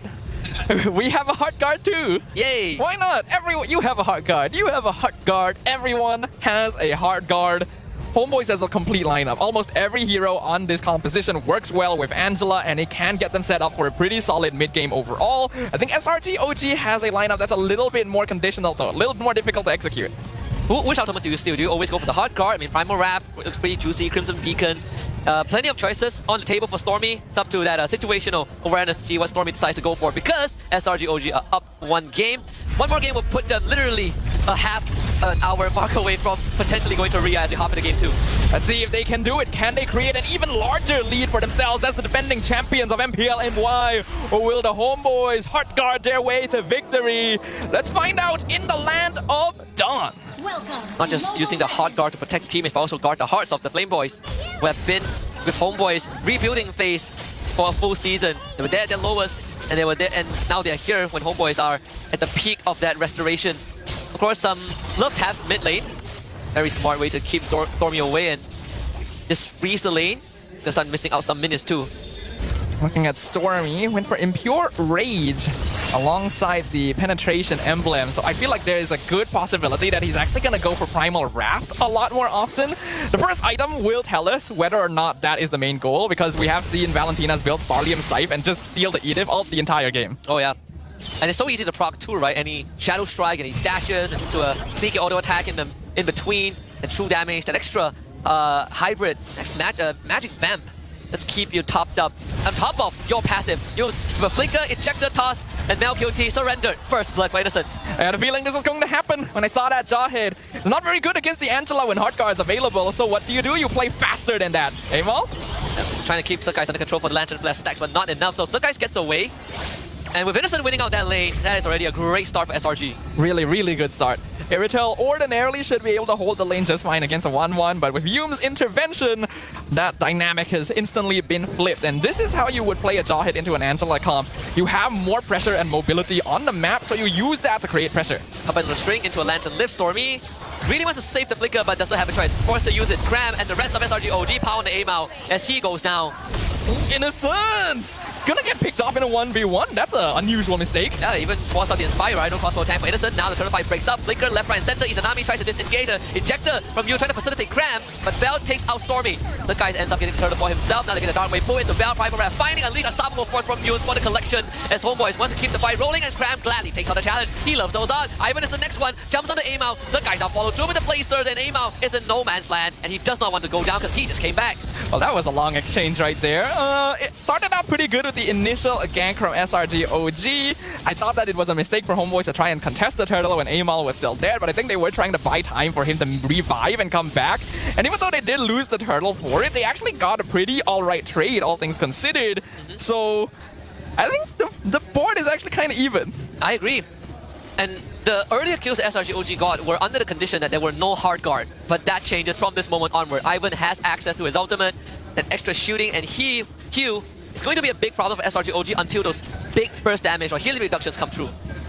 I'm still worried though. A Angela roam means giving up a lot of potential rotation pressure. If Cram is able to keep Vel in the lane, homeboys doesn't have a lot of good ways of reliably starting a fight, and that's something that SRG OG could abuse. But it all comes down to how much itemization Ivan is able to get in. If the hard guard becomes tankier, it becomes more difficult for SRG. And I do like the fact that Cram is making sure that the wave is going to be pushed towards him, and that's why homeboys pull the trigger on him. Hopping on the string into a couple of knockouts. Cram jumps towards Ivan, and now finds a way to disengage. His flicker is back up in 10 seconds, and that's more than enough time for Cram to stall it out. I think that's totally fine right there. Neither side is going to be heavily committing there, because it's highly unlikely either side is going to be getting that kill. I think homeboys were just hoping to be able to zone Cram out before the turtle started, and they weren't able to do that, so he is here to fight. They are utilizing Ivan to make some macro plays, right? Push the wave in, crash it in the bot lane. So Cram makes the first move, and the ejector into a toss. Aimao gets the help of the hard guards. The guys now will have to wait for his cooldown, but Aimao dangerously low. Doesn't want to be there anymore. Mel wants to get a kill with the help of Aimao, and MelQT will do just that. 2 dead at the side of SRG OG. So guys, next on the list, Izanami flickers, finds the lift, and Ivan follows up. Izanami falls. So guys, survive death. Even though guys survived though, that's actually quite a big win for the homeboys. SRG OG tried to jump the gun. They tried to engage on Amal when the rest of them weren't in position to defend him, and it actually was a really good gap in the armor they were able to find, but the hard guard kept him topped up just enough to barely survive. And because of that, SRG OG actually overcommitted a little bit to try and keep the fight going. The board state will reset though, both junglers still alive. That's the Oasis up for Ivan. Still is waiting for his hard guard to come back up online, but SRG OG will decide to not contest his turtle. Homeboys can have it. Innocent with the Wind Talker, so guys getting the pot tier 1. End of the day, just like clockwork from game 1, SRG OG, they give something up, but they trade it back. Even though they ended up throwing a lot more bodies than I think they would have liked initially, they are still holding on to a very slight gold lead. And there's just something about SRG OG, even though the gold lead is not very big, it's very scary. And Jules finds a big toss on the Aimar, but the hard guard is going to come through right now from Ivan. The big taunt on the UMT is going to go down. The bodies now have to set up for Sakai's and Innocent to go for success, and they find a target with the crossbow tank. Izanami is no more. Innocent now will just hop left, right, and center. He is just styling on the Homeboys. 2 dead, 3 dead for the Homeboys. I'm now realizing that this composition was drafted specifically to keep the hard guard target CC'd long enough for the crossbow of Tang to come out, which is even easier since most of the time it's going to be this Fredrin, which not 1-1 will normally dance circles around anyway. Getting that crossbow of Tang out, bouncing to 3 targets is massive for SRG OG, and all of a sudden that gold lead we were talking about has tripled. A lot of it on Skies specifically, since Homeboys is relying on Amal to open up the map.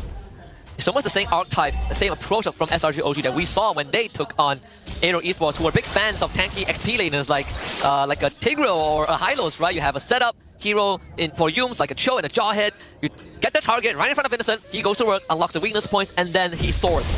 This time Innocent doesn't need to save the team. SRG OG have been in the lead the entire time, and if they're able to continue this trend forward, it is trouble for the Homeboy. Oh no, Amal didn't really want to be there. The hard guard got to come through right now. Ivan's contemplating, but decides that it's not worth it. So Amal ends up being sacrificed. It doesn't even pop the Inspire, when the rest of Homeboys disengage.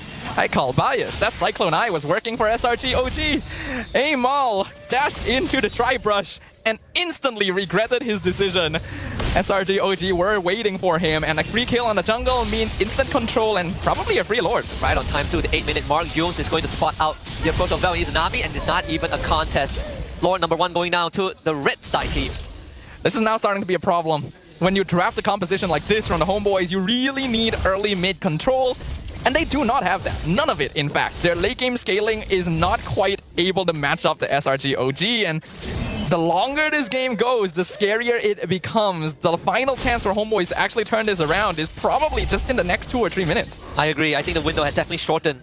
Just based off of the amount of events that Homeboys have found success, the solo kill from MelQT on the Innocent and the first turtle fight, that's pretty much it. Afterwards, these hard guards haven't really converted to much. At most, it's an even trade. And SRG OG, they're setting up double waves on all 3 lanes. Top tower will fall. Homeboys already having to play very defensively. This is the risk of having an Angela. You don't have as many heroes that can stand in front as you think, and even the tankier ones will melt instantly to SRG OG now. The hard guard is literally a non-factor. SRG do not care about it at the stage they're in. And Lord gonna be taking yet another tower from the Homeboys. Which is why I was wondering if it was the right call to put Ivan on the Angela, right? I think in this case, I much rather Izanami be on the Angela, Starling side for Stormy, a conceal from SRG OG. Just to push Homeboys back, the Lord successfully crashing on the bottom inhibitor. No structures would fall for Homeboys just yet, but SRG OG looking at a 6.6k goal advantage at 10 minutes. They already managed to bait out some resources from the Homeboys, including that Primal Wrap. The SRG OG are just waiting for a chance to start doing more damage. With Starlium Scythe now as well, Stormy will actually be another source of magic DPS that Homeboys have to be afraid of. Yumes just needs to... Oh! That's gonna flicker in for the catch. That's MelQT! That is the guy that should not go down, and yet SRG OG just surgical precision with their execution. 2 down on Homeboys, and now damage is going to be permanent on the base. Man, when you're trying to approach a stray animal, you know how you have to slowly let it get used to you being there? Well, I don't think they can ever get used to Innocent being up in the air. It actually destroys the crossbow tank, and Cramp ends up going down. But still, that's the second inhibitor of Homeboys being destroyed. So resuming that metaphor. They were trying to wrangle in MelQT. No, the Yumes was basically letting Homeboys get used to him standing in front. And then when they drop their guard, flicker in, throw out literally the most important member. Doesn't even care if he dies for it because he already got what he wanted. It's now an 8k net worth lead for SRG OG. Looking at the itemization, Innocent has 5 items in, not including shoes, by the way. Even has the first component of the Rose Gold Meteor, so it's even more difficult to get rid of him. The small window that I said Homeboys could maybe turn this around, I think it's officially closed. I don't think they're coming back from this one. Yeah, I think Yumes ejected that out of the window for sure. BOD for Sakai, he is so rich. Become unstoppable force and attempted Earth Shadow to cancel the toss, but still it comes through anyways. Amal goes down. They commit a hard guard on the MelQT because he is the only one that can bring them back, and he's doing so good, so well, so far, but not good enough. Double kill for Sakai as Ivan ends up going down, and now Innocent has liberty to fly up into the air for a double kill. 4 down on Homeboys, and Izanami to stare down the inevitable defeat of Homeboys in game number 2. A couple of slashes to the face, a monster kill streak for Sakai, and SRG OG Esports are just 1 game away from the ticket back to Riyadh. Homeboys is once again dispatched, and for SRG OG, it's as casual as taking an evening stroll down the streets of their neighborhood. No issues at all. The secret strategy, the Angela that brought out so much respect from the Homeboys, denied in an instant through smart drafting and a gameplay approach. Like you said, Husky, one more game is all that separates SRG OG from the Grand Finals and MSC. And our Homeboys really down in a pinch, backs against the wall. Last time it was an 0-2 defeat and they accepted it with grace. They admitted that it was an oversight on their end, but this one, I don't think it's an oversight. I think it could be overthinking to a certain degree, a bit of tunnel visioning from the side of the Homeboys to funnel into a strat that is so reliant on multiple angles of success in the first 8 minutes, and once that didn't happen, everything fell apart. I feel like it's the same issue I talked about initially. This team is too focused on a particular playstyle, and the Angela is very good for that playstyle, right? You want to play similar to Ube, basically stick together quite a lot. You've drafted an EXP laner that's meant to help catch. You have the Fredrin to form the front line so that your DPS can go to work, but SRG OG sees the recipe, and they've already done it before. They know how to overcome the odds, and once again, Innocent is our MVP. Fly high, my prince. You're gonna stay up there for a very long time. The hawk always eyes its prey, and so far, this guy has only been the predator. I don't even think there were moments where he felt vulnerable, and this time it's the 1-1-5-1-7. Completely uncontested, aside from that solo kill in that gold lane itself, but other than that, flawless game. 906 GPM, only a single death, and that was earlier in the game before Innocent was really even an issue to worry about. 80% kill participation on the 1-1. This is not a hero that's supposed to be able to join fights very early on, but Yume's coming to gank his lane right at the beginning and then using that momentum to continue snowballing their main carry. SRG OG already had this game figured out. Even from the get-go, right? They were theory crafting a little bit. This first pick Fredrin into an Angela reveal in the next sequence. For SRG OG, we kind of were on the money, right? We say that Homeboys wanted to ban out cash heroes because that's what SRG OG is looking for. Franco, Cho both got caught out, but then that jaw hit came true, and it was just enough for SRG OG to get a snowball rolling. Manning out the Cho and Franco obviously makes a lot of sense. It's a very smart choice to do that, and I think it was actually perfectly fine for Homeboys to leave Jawhead open, but they have to be aware that picking up this hero means SRG OG has a plan for it, and that plan is to kick things into high gear right from minute 1. And Homeboys were not prepared for that. They were just trying to play it slow for that Angela level 4 to use the contest the turtle, but when they already lost that initial advantage to play for, they became less and less relevant. We saw so much investment into just keeping Stormy at bay, right? Forcing him to really back off, lose the wave, not reach level 4 on time, but it ended up backfiring because at the end of the day, all that commitment amounted to nothing when SRG OG were getting early kills before Ivan hit level 4, and even when he did hit level 4, he only found minor degrees of success in like what, the 4th minute, and after that SRG OG didn't even consider this Angela to be a thing. You can hard guard all you want, we're just going to completely disembowel you regardless. In fact, it's just only going to prolong your suffering. That's the situation we are looking at here. SRG OG were so unfazed by the Angela that the Suyo lock-in was instant. It almost made you wonder, huh? Did they see this hero? Did they think about it properly? They did. They're used to this. Yeah. This Suyo melted Amal so fast, even with hard guard. It was a buy one free one for sure. And I think on top of that is also, wow, Amal, you sure have a lot of missing health. This is exactly what my Soul Sever likes. So, ooh. It is, actually thinking about it, it's pretty interesting because Tap Soul Sever is basically the opposite of Praiser's Wrath. Yep. Right? Like, yeah, and he has War Axe, so true damage. Amal died so fast, he actually could not have Praiser's Wrath. Yeah, I don't feel like we saw him ult like once. I don't remember either. I don't think he even had time to get enough energy points. Yeah.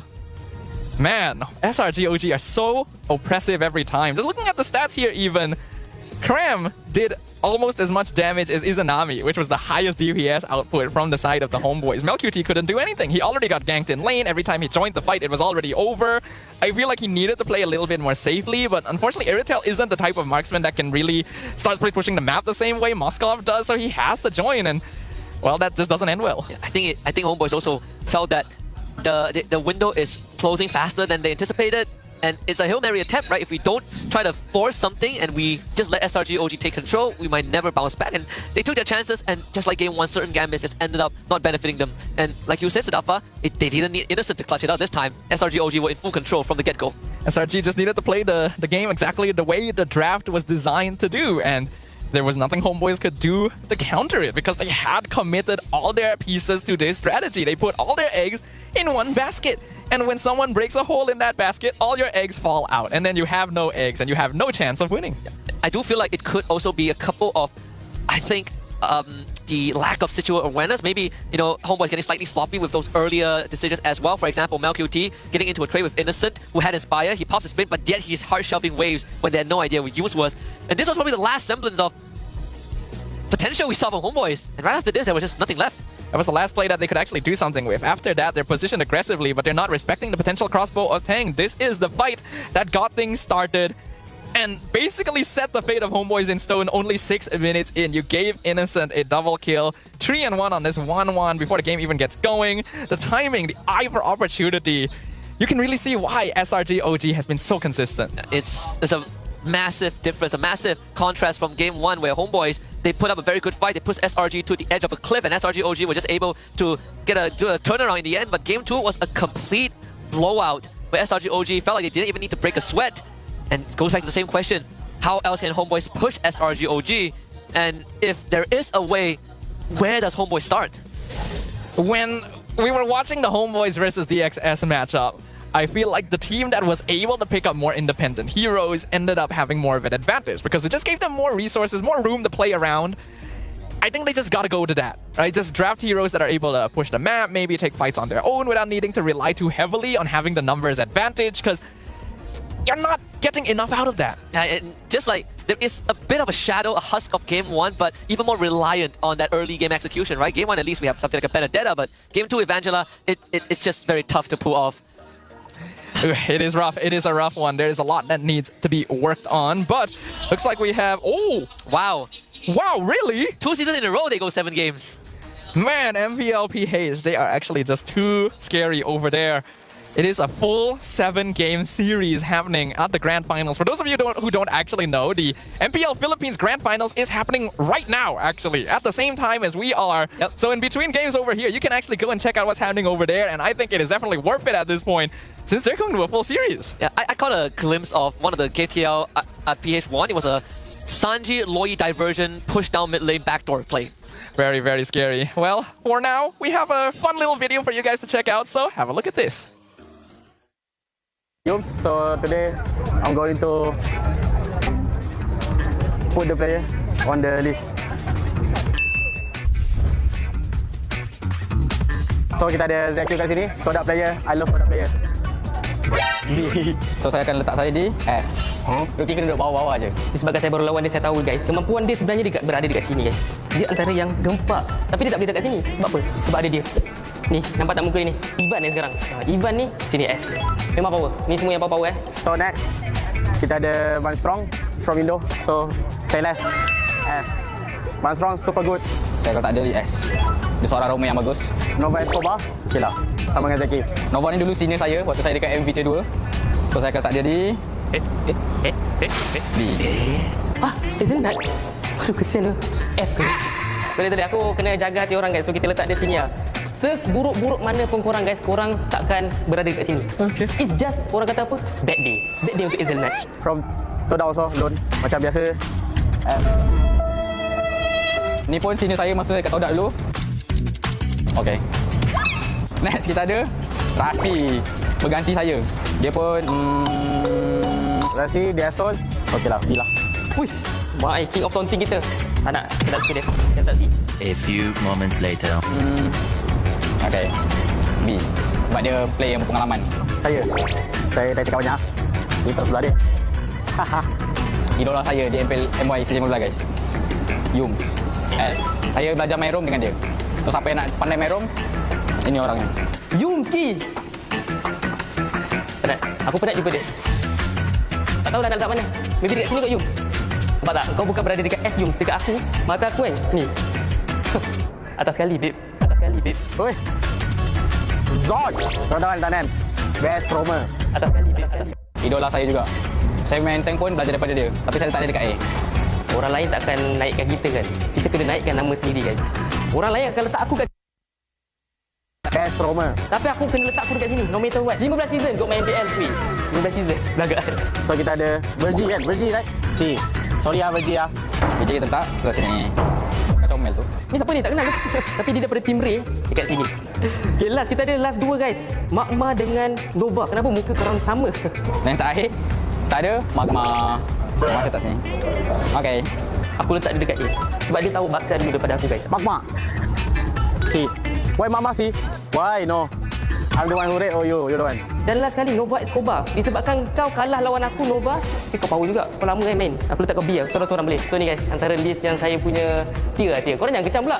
Sekali aku lah aku punya tier bukan tier korang kan. Okay? Enjoy. Ya, dah bye-bye. Saya nak kena training lagi.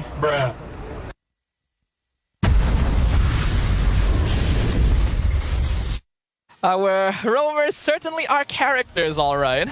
We have Jums the Troll, Zorn the Recall guy, Recall King. What was the other? Zikif, right? Yeah, ZQ. Almost forgot his name. Ziki the rookie, but doesn't play like a rookie.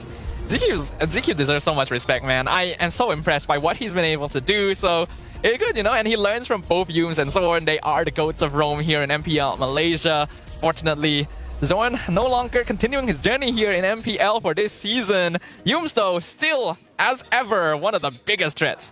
Yeah, which is a pretty, in of itself, a big achievement. But we also want to check out the MSC team's average game time. So Onic PH average game time 60 minutes 40 seconds, TLPA 60 minutes 20 seconds, Aurora Turkey 12 minutes 34 seconds, Seoul 60 minutes 23, and CFU Gaming 14 minutes and 51 seconds. So I guess we're hovering around a good average of 14-15 minutes for most of the teams. I think that's about the average game time nowadays. 12 minutes 34 seconds is actually really quick, so that's actually pretty scary. You know, that could be a team that threatens us, especially if SRG OG does go through. It might indicate that they lean more towards early game, so gotta watch out for that. And CFU as the old rival, the one that gave the entirety of Malaysia heart attacks during M6 in their match against SRG. Yeah, they made half the nation cry before the game was even over. They definitely will be here hungry for more blood at MSC. I do hope we get a rematch against them, maybe in the group stage at some point, as I do think it's a rivalry that's worth revisiting. But for now, we gotta get through this first. I think Homeboys, they have some time to again readjust a little bit, and it seems like the vibes are still pretty positive on the side of Homeboys. I think Homeboys went into this match knowing that it was going to be an uphill battle, knowing that it was very unlikely that they would be able to easily take out SRG OG. I'm just hoping that they haven't given up before the battle is actually over here. I know it can be very easy to lose your morale after dropping games the same way they have so far. But going into the draft for game number 3, now is the time to really bring out your secret weapons if you've been holding on to any. Which does beg the question, right? How do you kind of mediate? How did you kind of balance out that mindset of, I don't want to come into a series with a tough opponent already admitting defeat, I want to play to win, but at the same time, how do you bounce back when you are constantly on the losing end? It's difficult. You have to have a total shift in mindset. There's no real other choice you have in the matter. It's clear that Homeboys trying to play the same style they have for the whole season has not worked against this particular opponent. You gotta be willing to adapt. Let's see if they adapt in the draft. SRG OG certainly has changed it up a little bit. I mean, we still throw in that Loi ban. I believe that was shown in game 1 or 2. Kalea is still open. Kimmy still up on the table for the teams. And so far, we haven't... Oh, we see one game of Harif in game 1 by MelQT. But we haven't seen a single Granger game yet. That is true. I feel like SRG OG was one of the first teams to really stop contesting Granger very heavily, like roughly halfway through the season. And other teams started following suit. It's still a very solid goal laner, but compared to others in the hero pool nowadays, it's not quite as prioritized. SRG OG still ban out the 1-1, so the ever-present question of Fredrin will exist. It feels like it's a bait at this point, right? Like the conditioning Homeboys to be like, hey, there's no 1-1, do you want the Fredrin? But back-to-back games, they have proven that with or without the 1-1, the Fredrin was not an issue to them.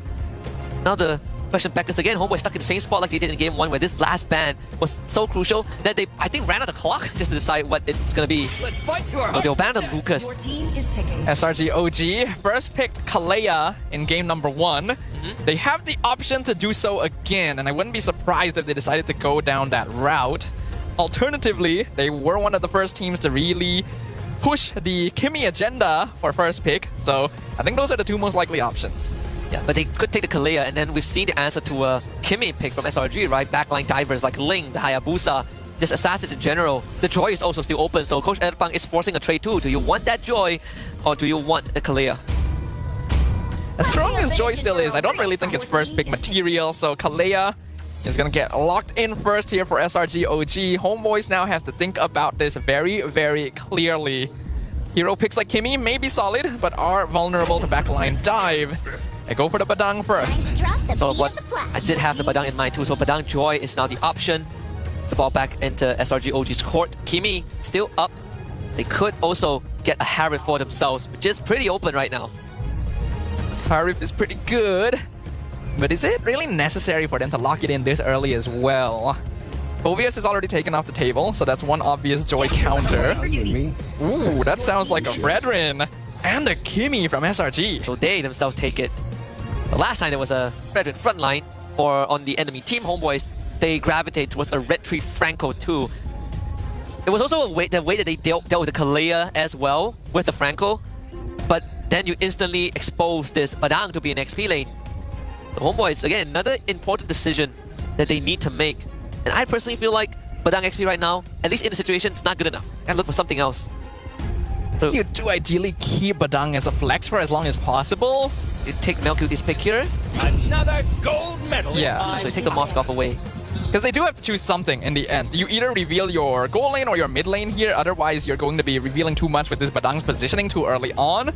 And it's safer to go goal lane because it's going to be less affected overall by whatever counter picks come out. Who said there are no shortcuts? Glue does look like a very good option for both teams, but more so for Homeboys, right? Fredrin to lash on. So the chip gets banned out. I think if you're Homeboys, you are saving this Badang for Badang review for the role review for last. Izanami hero will come in 4th. That's the case, do you ban out mid laners? We've seen SRG OG do with Tusin, so that's not going to be a big problem for them. You ban the Farsa?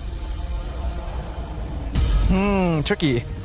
Farsa is worth contemplating, but at the thing is, it's difficult for me to think from SRG OG's position because this team is so strong that whatever hero there is, I don't feel like they need to be particularly worried about it. Eve is respectable though. Zone control is important for SRG, especially since they're going to be playing a Fredrin composition. They do ban out the Eve, so in that case, man, I myself am quite stumped. What is SRG looking for? Probably, even for Cram, I feel like there are some pretty decent options, right? Like Glue, Export, Hilda, Hayabusa banned out too by Homeboys. So they are trying to eliminate. They're giving the Fredrin the benefit of doubt.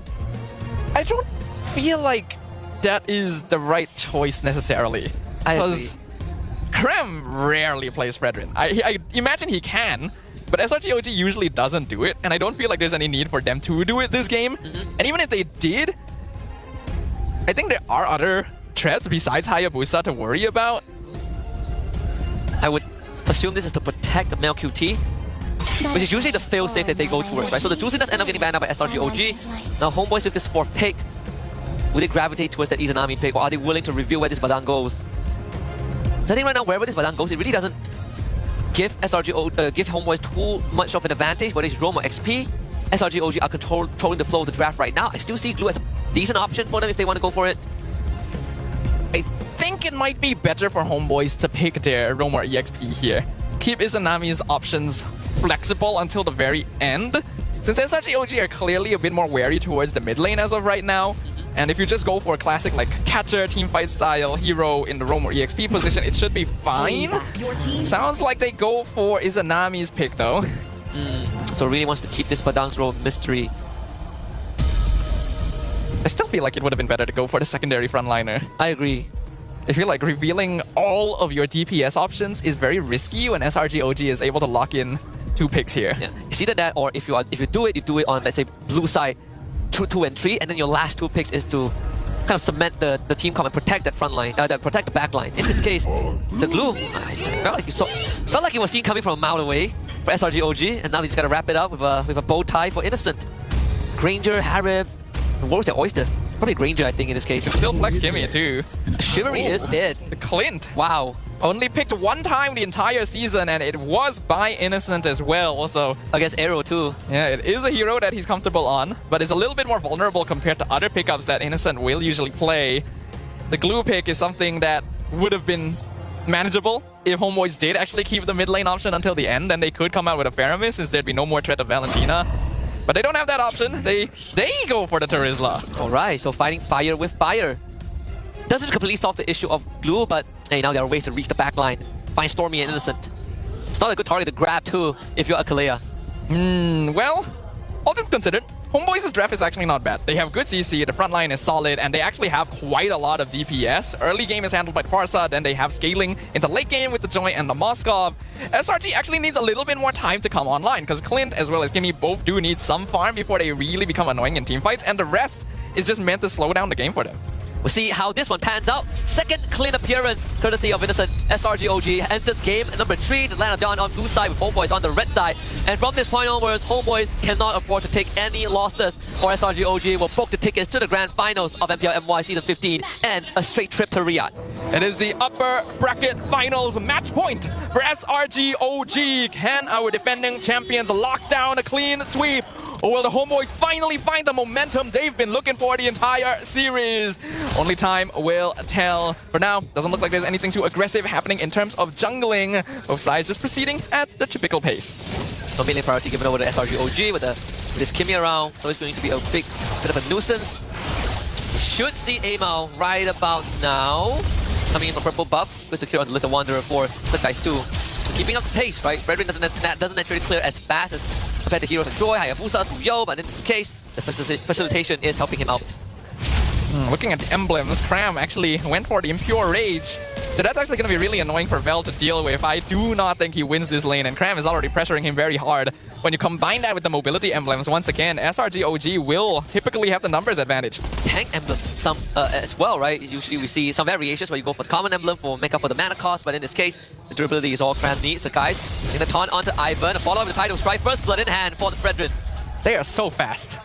How do you even react to that? The moment Skies hits level 4, he goes to the mid lane. I think the goal was Izanami, but then he spotted Ivan and realized, well, this works as well. And they force out the Purify from Izanami too. It's also the chain CC layering from SRG OG, right? There really is very little room to react to it. Not to mention that it's a Kalea who just staggers you for days on end. Bell finally hitting level 4. Izanami though will not have the luxury. The Homeboys will be forced to surrender the first turtle over to SRG OG. SRG OG really loves mass CC compositions. Here comes Amal. The force penalty zone with the flicker. Amal trying to chase down Stormy.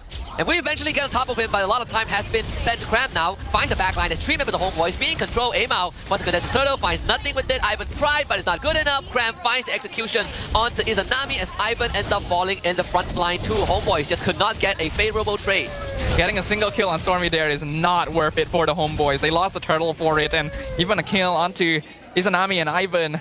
They need the Badang especially to remain relevant. The further he falls behind, the more difficult it's going to be for him to actually open up the map. And SRG OG basically played that perfectly, right? They just gave up on protecting Stormy because he's not actually worth that much right now. That's completely fine. SOD connects, Innocent flickers.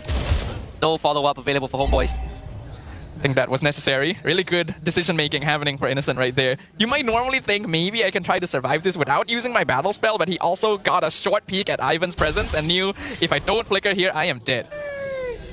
And Cram, once more, he's just moving out of the map first. Mid-lane priority continues to be in favor of SRG OG, thanks to that Kimmy itself. One full level ahead of Izanami. This is once again a really bad spot. We talked about this even before the series started. If SRG OG is leading the first few minutes, the game is kind of over. Against a team that generally is slightly slower and likes to be more conservative with their early movements like Homeboys, this is an even detrimental position to be in. We just saw the Endless Battle picked up by Innocent, so this lane is effectively over for MelQT. There is no winning angle in a 1v1 scenario. He's not going to get priority anyway unless Innocent lets him be.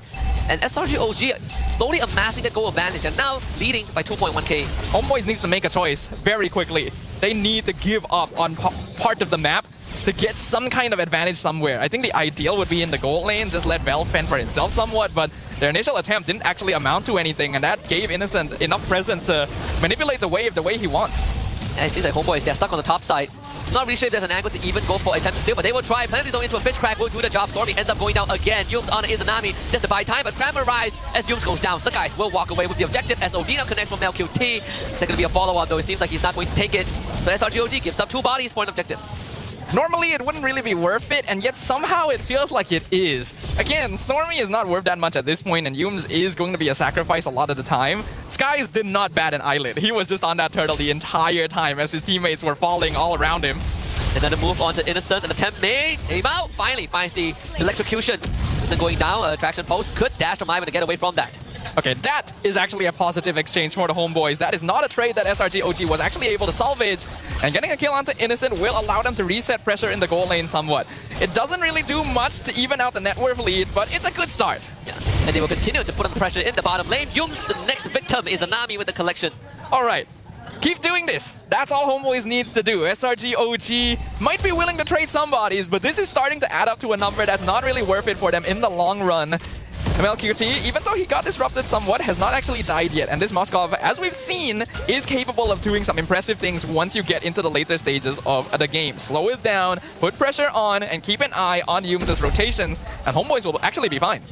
The homeboys are going to continuously do this. Ideally, you want the bottom tier 1, but not getting it is good enough, right? They regain presence on the map. We see the buddy system between Innocent and Stormy sticking together, making sure that they have that big wave play, but also at the same time able to protect each other. Third turtle now going to be spawning on the top side.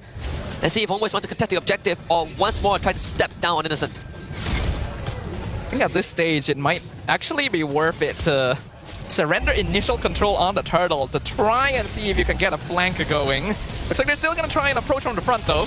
Gal does have the flicker too, we've seen that. It's going to use it to the backline. Stormy will flicker to safety as Cram plus Yums goes to the backline to disrupt homeboys. Sukai still walks away with the objective. SOD connects, but there's no angle to come in yet. A ton into traction pulse, pull back, and a tsunami slam guarantees SRG OG 2 kills on top of an objective.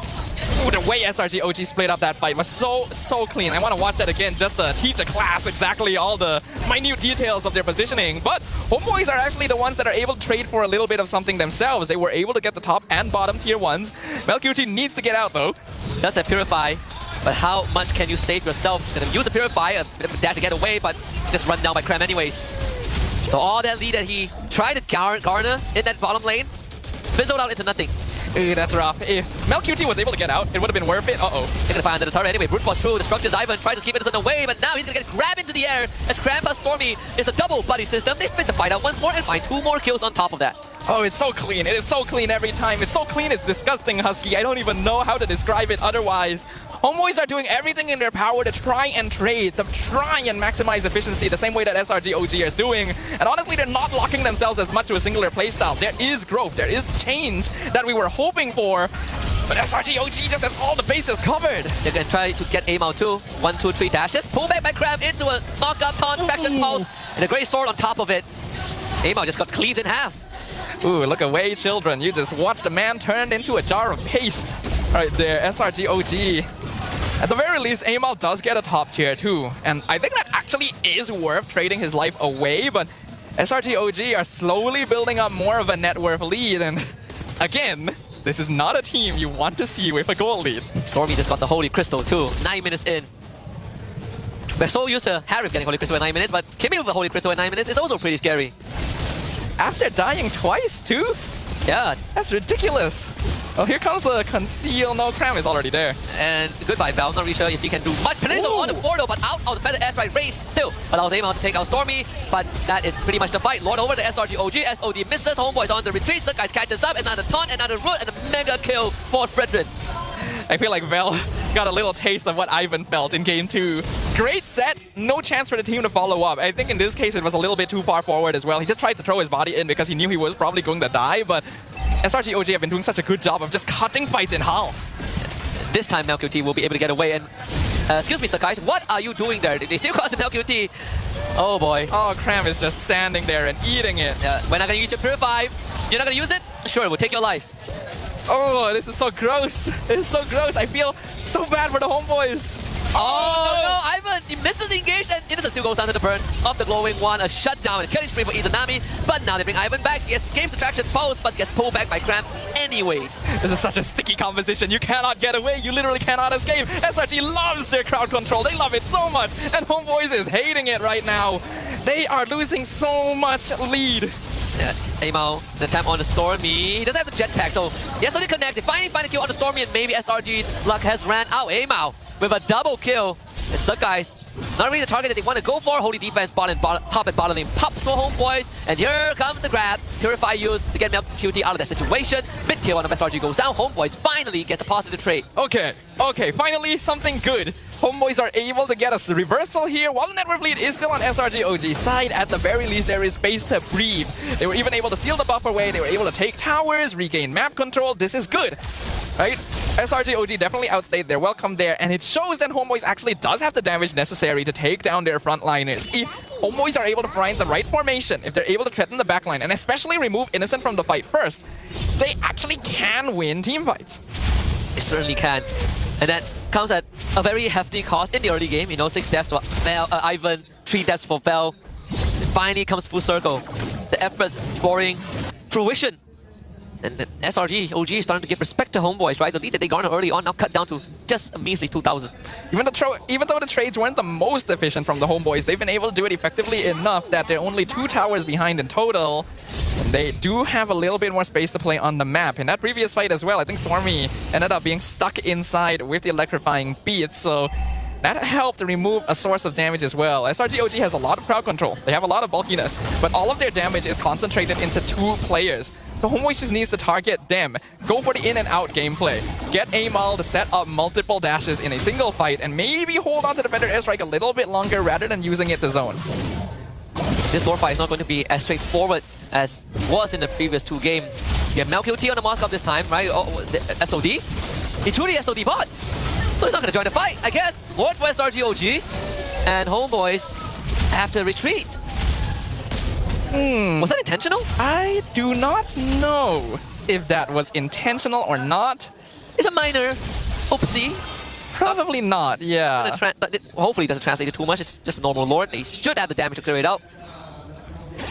Tricky thing is they can't really walk out of the base to start whittling it down in advance, so they are guaranteed to lose at least 1 tower here. I feel like Homeboys needs to be very careful of their positioning. They cannot afford to let their frontliners get caught out too easily. And Suckeyes is doing work on Izanami. Oh, Cram almost getting a big fat engage. But Humans are gonna try. Tsunami slam. Izanami couldn't get the better airstrike off. Suckeyes cancels it. No artillery support as Izanami goes down. Suckeyes does all the heavy work as Ivan almost gets run down. Top inhibitor falls. Bottom one also goes down. SRG trading upwards once more. I mean, they get the inhibitor tower and Izanami, but at this point, any sort of positive trade for Homeboys is actually not that bad. Yes, you ideally don't want to lose structures, but that was the first death on Skies the entire game, and it helped narrow the goal difference a little bit if Homeboys are able to continue holding on to a little bit of their base.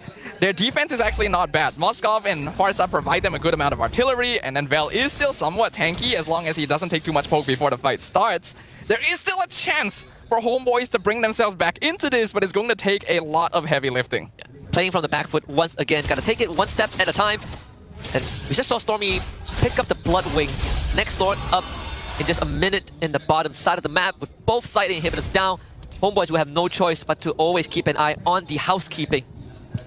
Yeah, it's not a position you want to be in, but it is the position Homeboys finds themselves in.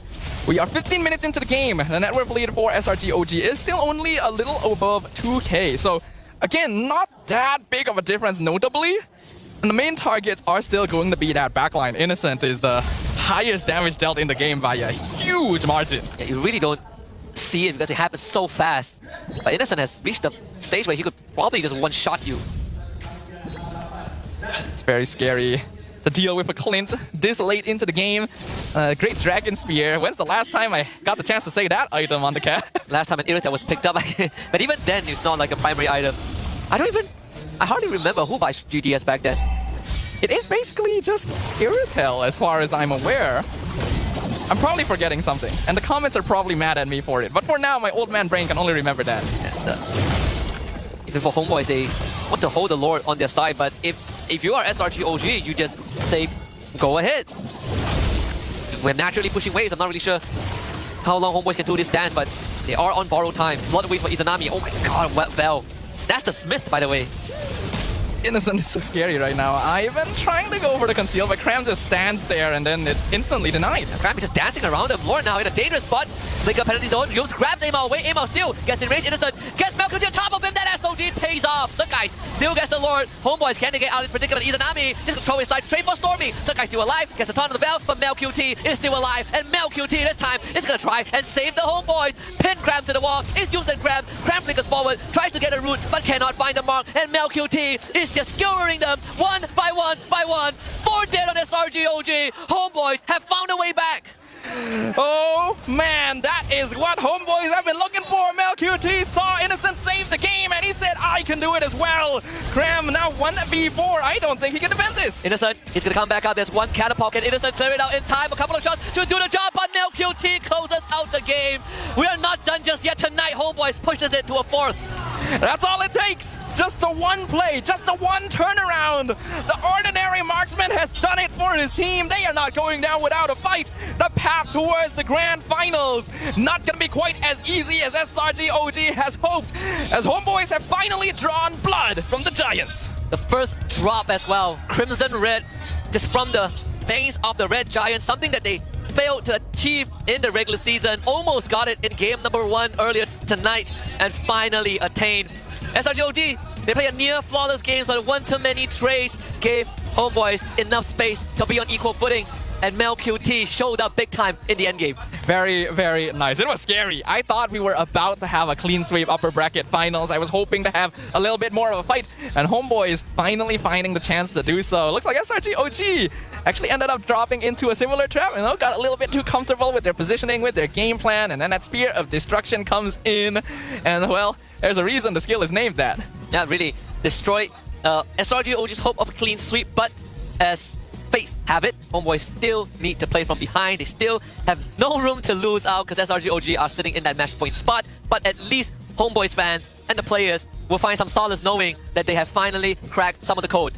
It looks like the goal laners of both teams going to be snatching all the MVPs away this series. The ordinary marksman Mel QT will emerge as MVP for game number 3. Yeah, just a fantastic performance through and throughout. For majority of the game, he was terrorized by Innocent. He's constantly calling for help from his teammates. But at the end of the day, for a Moskov, you get that side in pressure. And against all odds, against sideways, they're constantly pushing into Homeboy's space. And an impending Lord, Mel QT, was able to land the greatest SOD of his series. Oh, and I'm really glad that what's the word I'm looking for? The pain points that Homeboys needed to target. The ones that I brought up were exactly what they needed to turn the game around. Find Innocent, remove him from the fight.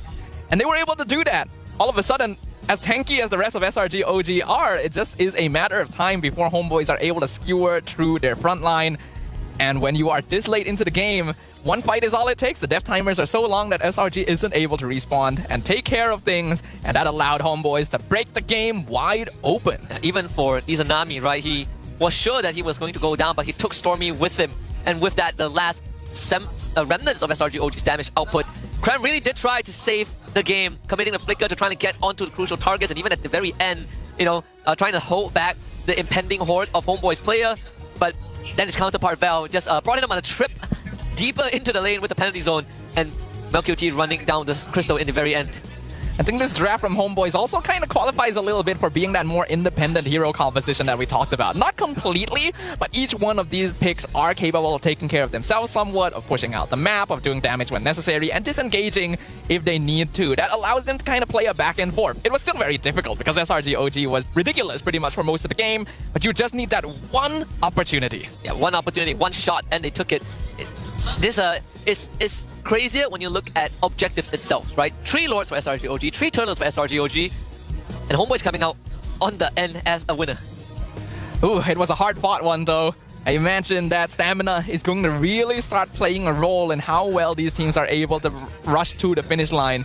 Even though SRG OG have dropped the game, they are still on match point, and Homeboys will still need another 2 victories if they want to steal that title away from their opponents. So hopefully they're able to take a moment to chill out, reset, because they're going to need all the energy they can get.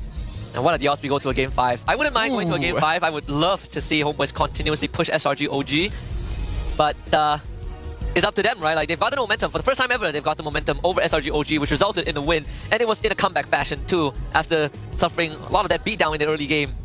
So SRG OG, I guess Homeboys have found sort of a formula. I wonder that next game, if this Moskov is going to be that priority again for them.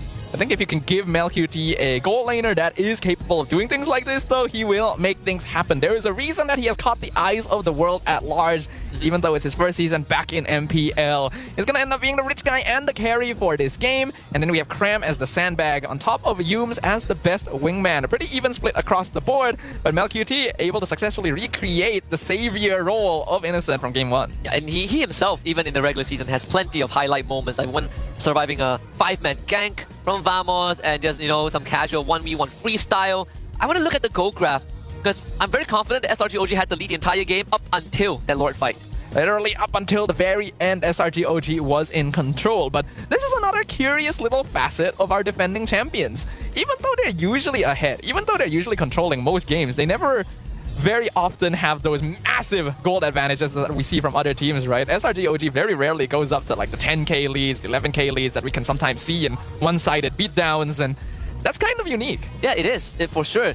Like, even in games where they were ahead, sometimes you still get very odd even trades that usually wouldn't be the case. SRG OG, I'm not really sure if I'm pretty sure that they are pushing the envelope, but see, the Homeboys are good in finding ways around that, or that SRG OG are just not pushing hard enough.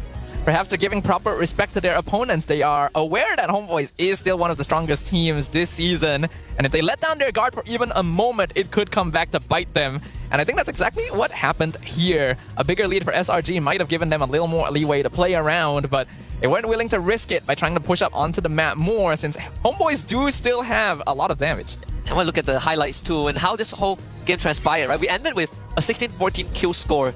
So all things considered, it didn't exactly look all that bad for Homeboys in the bigger picture. Homeboys have also broken the curse, right? Because we were scared in the early minutes. We said, if SRG OG is ahead in the early game, the game is usually pretty over. And Homeboys said, no, there is still an opportunity. If we look at most of the highlights here, it is a highlight reel for SRG OG. They were winning almost every single fight. Yeah, and then there was this one, the SOD. Courtesy of Val2 and Amal really throwing their life. It wasn't this one, it was the one afterwards. Yeah. Right? Still. Right. SRG was such a threat the entire game. Look at this. Like, how do you? Cram, he just stands there. Being in Mel's position is so painful. Like, poor dude. I think SRG OG let down their guard on the Moskov a little bit. I feel like they should be innately aware themselves of how scary this hero can be. And that was actually a really good setup initially by Ivan to keep Innocent locked down. Once they took care of the Clint and then Izanami threw his body to trade for Stormy, the fight was over. Yeah, it's very well done, right? Mel even went around the corner to make sure that he's untouched. It's a good attempt from Cram to kind of stick himself onto Mel, but the relocation, look at Mel QT, just break dancing on the dead bodies of SRG OG. That's the risk, isn't it? That is the risk when you let heroes like this through. So all right, we have a series on our hands here finally, guys. We have to take a seat. Yeah. After all of that really knocked the wind out of us. I can't imagine playing so many games today. This is SRG OG's 8th game, but it's the 9th one for Homeboys. They're about to finish 10 games in a single day. I don't think I can even play that many games of ranked in a single day. Well, I've tried, but it's unhealthy because I went on a massive losing spree. Well, don't do it. Once you lose, you stop. Or once you win, you stop. That is probably the healthiest way to go about it. But sometimes you just want that dopamine rush, Husky. You just want to, just one more. You know, the dopamine rush usually comes from when you lose a game and then your star protection kicks in. And you're like, yeah, I can go for another one. And then you win. And then you tell yourself, well, I'm winning. Let me go for another one. And then you lose. And you're like, well, it's not, I don't lose anything, right? I feel like I have a different perspective of it. I feel sad anytime I have to use my star protection. Oh, I feel sad. But also, I'm like, well, at least I lose nothing. I guess so. That is true. It's at like least insurance, you have right? that. Yeah, it's like an insurance policy. I don't want to use it, but hey, sometimes you get into a bad game and you use it. It protects my stars. True. Well, for now, Homeboys have managed to kick in their star protection here. They are still in it. There's still the possibility to win it, but it's going to be difficult still. I imagine SRG OG is going to adjust after that. That's one of the scariest aspects of this team. When they lose a game, they will do what is necessary to make sure they don't lose the same way a second time. Yeah, and because up till game 3, they never really had to make huge adjustments, right? Now it's the first time that we see SRG OG really make probably some minor alterations. I don't see them making too big of a change, but this is where the marathon really kicks into that final lap, right? Like, can your stamina keep up? Especially that mental stamina. It's good to see that both teams are still, in high spirits, especially for SRG OG, who were here way earlier than the Homeboys. You gotta praise the energy of these players, man. I definitely could not do what they are doing. SRG are going to stick with first pick, it looks like. And after that game, their win rate has actually dropped down to 87%. So Homeboys can take pride in knowing that they've contributed to the reduction of that. Yep. funnily enough, I think is SRG's red side selection still 100%? Because in my memory, most of the games they lose were on blue side. I wonder if that might be precisely why they're choosing blue side. No, using it for practice. That would be so funny, right? Like second pick 100%, but for, like what? Only losing on blue side.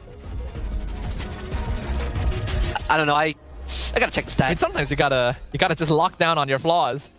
Yeah, they could just alternate to red side and get a higher win rate overall, but if you have a weakness, you may as well work on it before you go to the international stage.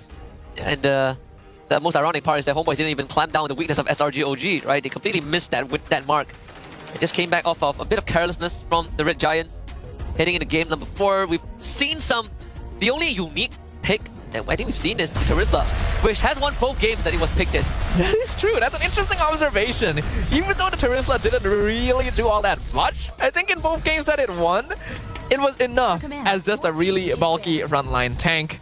Either way, it is now game 4. Homeboys have been able to avoid getting clean swept. Let's see how far they can take it. And the bans coming up: Phobius, Fanny. We saw the Baxia ban to it, Baxia, Luo Yi by SRG OG. The scariest thing is that I think on the blue side, letting the Luo Yi open usually it's a gambit. They will ban the 1-1 like they did, and that's what resulted in a Fredrin pick in game 3. The Homeboys have found a solution to it. It's hard to say if it really is a solution though. SRG OG messed up. They messed up once, and it cost them the game. Didn't have a lot of chance to learn from that initial mistake. So I don't actually feel like the Fredrin pick was, a big issue. They could still lock it in for themselves if they wanted to, and I guess that's why they keep the 1-1 ban around, so that it is always going to be an option. Yeah, I think SRG OG could even consider just not taking the Fredrin at all. They could go for Kalea. One of the few rare losses that SRG OG has suffered on the Kalea. I think, was that their first loss with Kalea? It could be. I think it's just because they haven't taken many losses in total, but there goes the Moskov. Yep, we talked about this, Moskov being banned out. And this does take away the utility. I mean, it is a double-edged sword, right? In a sense, there's no access to Moskov, but you kind of take away the X factor that Melkuti provided in game number 3. We might go back to the the Granger Harris matchup. That is a possibility. I like how the BM side switch casters. How did they? Oh, Adin came by. Stepping in. Who did he replace? Karakuri. Ah. Probably went to the washroom or something. It's a long night. We should get Adin over here. Yeah, we should get. We don't have 3 people over here. No, we don't. We need a third person over here. Oh man, we've been awake since 7 a.m. I know me and Adin has been awake since 7 a.m. What a day. Yeah, I got to sleep in and even I'm tired, so I can't even imagine how it is for you. Oh, you had a long day yesterday. True. But you guys ended on like a 3-0. Yep. Hey, it's nothing compared to the players, for sure. Kalea picked up again for SRG OG. Sticking to the standard opening, they followed this up with Fredrin Kimmy in the previous game. Does Homeboys take Badang? They have been really gravitating towards the Badang. Red 2. Could be a Badang Harif. Could be an option too. I think Badang is a safe opening choice. What about oh yeah, Badang Joy is still open as well. It is possible. One of the things I'm worried about is what if the Joy goes with the SRG OG, right? Might be too much, so yeah, they take the Joy. Badang is fine here. Yeah, I do think Badang is fine. Yeah, same opening from Homeboys. I think here is where we'll start to see something slightly different. Because I think it's a bit risky to go Fredrin Kimmy again after what happened previously. Yeah, I think you could take the Hayabusa, I guess. That's one of the ways to do it, the Hayabusa plus Kimmy. Hayabusa plus a mid laner, like a Farsa. Maybe not a Farsa in this case. Maybe a jungler plus one of the gold lanes, Hayabusa Harif, I guess. Or Granger. True, we haven't actually gotten to see Hayabusa yet at this point. They do go for the Farsa, so back to basics, but they still lock in the Fredrin. Alright. It could go both ways, right? SRG OG understood that, okay, game 3 was a bit of a mistake. Our draft in general still worked out. We're gonna try it again, I guess. Or it could just be them limit testing like how they did against Aero in regular season. Which actually was reflected in the mic check. They requested to, play against Aero's strongest draft. They wanted to challenge themselves, and I gotta say, this team is kind of insane for doing things like that and still being so dominant. But now they actually do have to respect their opponents somewhat. So the Farsa comes out. This is gonna offer them better early game presence alongside the Fredrin. The energy eruption lockdown basically guarantees kills with the feathered airstrike, and the Harder still gets locked in for the homeboys. I feel like it's a bit risky to go for this at this point because these heroes are somewhat vulnerable to the Varsa. I was thinking of something like Sin, right, for their second phase. Now that the Harif is out, Izanami Sin, not too bad. Valentina too, if they really want to go for that. Tsunami Slam and Feather Airstrike, pretty easy to steal as well. And even on top of that, I remember seeing a Super Prince Valentina stealing a Fredrin Energy Eruption in the Snapdragon Pro series. Oh wait, no, that was M6. Either way, who do you ban out? Probably innocent hero right now. Your team. Ooh, still considering the possibility of Fredrin on Cram. I guess at this stage, it might be worth contemplating a little bit more because SRG OG has not been forced into a position where they had to do something like that. Has the Malay desk actually rotated every caster? Yeah, everyone's taking turns to go to the washroom.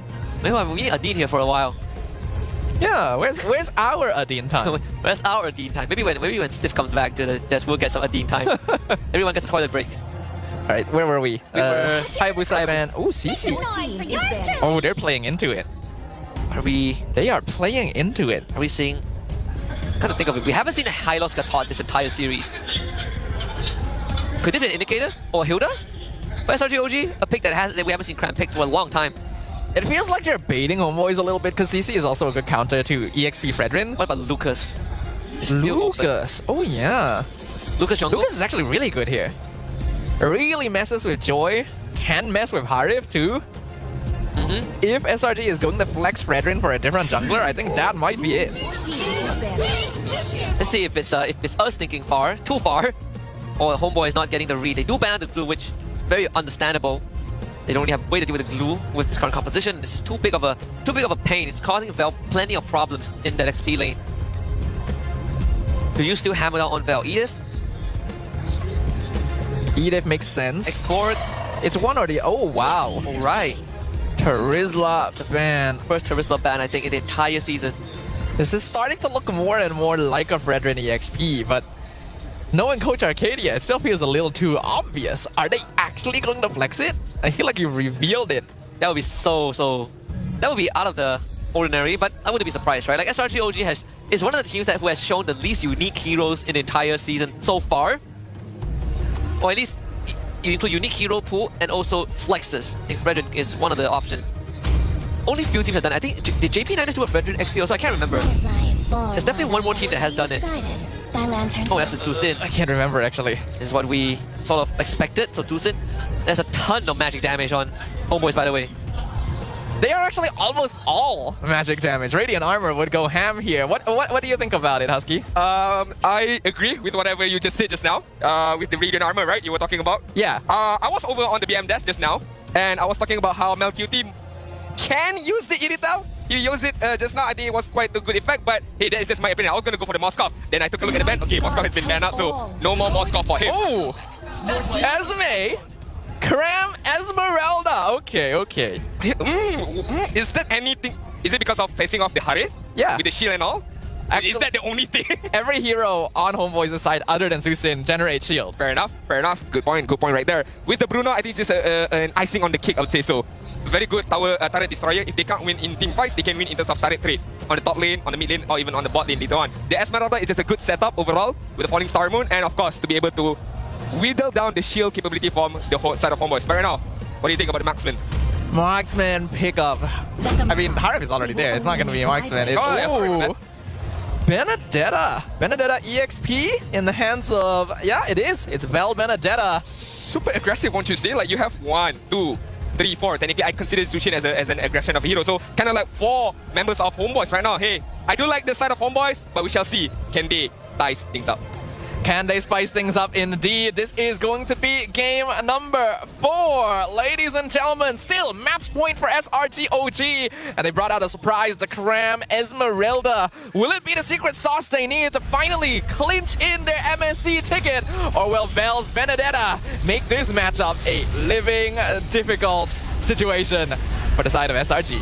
Let's head into the land of Dawn for game number 4. The Esmeralda has been picked a couple of times by teams like Monster Vicious in the MPL season, but it's a first for Cram. And there was some theory crafting on the side of MPL PH during the playoffs where Esmeralda is not too bad of a counter into Ivan, Izanami, Amao, and even the Harith, just because the amount of shield that she can siphon. Of course, we gotta start off with a little bit of pause. You know, this is the messy tickets on the line. We gotta make sure that there's no spillage on the desk. There's no issues. I think it's SRG OG side again. And yeah, they're pointing at Yums. Seems that way. It's quite unfortunate. You would not want this many issues to be happening on your side, but you still gotta make sure that they're resolved, right? You don't want to be playing at a disadvantage. You want to make sure that you are able to actually operate at full strength. Because yes, MAC tickets are on the line. Also, Husky, did your voice sound different earlier? Yeah. It was completely different. It was definitely you, yeah? It wasn't someone else. No, I don't think it was. I'm pretty good at the art of, what do you call it? Imitation? Impressions. Impressions, yes. So who are you doing an impression of? I was doing Barack Obama. Ah, yes, I can see the resemblance. Yeah, I'm getting pretty close to it. I have a dream. Wait, no, that's not Barack. That's probably someone else. That's probably Barack's idol. Maybe. I think it's JF Kennedy. Wait, no, that's someone else. I don't know if we're starting to cross the line. I'm not good with history. You know, we'll come back to that someday, another time. Well, we're not really taught world history much in schools around here, so I don't blame you. Yeah, we are not. I remember, what was it? Local history was pretty interesting until you had to start memorizing it for tests. That's where it stops being fun. But the game is fun. We're back into it. And now it is time to forget about the history of this series and focus on the present as well. SRG OG just need one victory. Homeboys have been able to snatch a game off of them. And if they're able to do so again, it would be a huge upset because it would bring us to a full series. Yep, and a Dewa into Esmeralda. I don't remember the last time we've seen this matchup. But with a Bruno, so you look to hit pretty hard early on. A bit of domination. Whoa, Ivan. That is way too much health loss. Well, it's somewhat to be expected. Badang early is definitely going to lose to the Kalea, and because Yums is going to be able to heal himself up most of the time, you end up losing trades even harder than usual. Thus, it's just better not to interact. So support emblem for the Esmeralda instead of the common emblem. Even the Festival of Blood and the Pure Rage. So much damage early on. First blood for SRG. Here we talked about how much better Kalea is at trading compared to Badang, but that caught me by surprise. I didn't expect Ivan to just blow up like that. That is unfortunate. That means that Ivan is probably not going to be able to hit level 4 by the time the first turtle comes around, and considering that, SRG OG should be able to get it for free. They're trying to put some pressure on the Cram. Bringing in Amao, but sadly the wave is going to push in, and Stormy will end up bailing Cram out of that sticky situation. First turtle now on the table. Ivan is coming in from the mid lane. There is a bit of an angle for a setup here. He's not going to hit 4 in time, and I don't think Homeboys can buy enough time for him to hit 4. Looks like they are actually delaying it enough though. Yums will eventually scout him out. Somehow Ivan actually has more EXP comparatively, so he definitely got some minions somewhere. And here he goes, his level 4, flickers in, finds Sakai, petrified from Bell, Sakai to the target, dashes away but gets pulled back by Izanami, and a good trade as Amao finds a turtle, a grab with the Tsunami Slam, kills off Ivan. But Homeboys gets a better trade at the end of it. That is definitely worth it. Val should be able to get out here as well, so that's really, really good. You get the turtle, you kill Skies at the first objective contestation. And that is exactly the start that Homeboys want.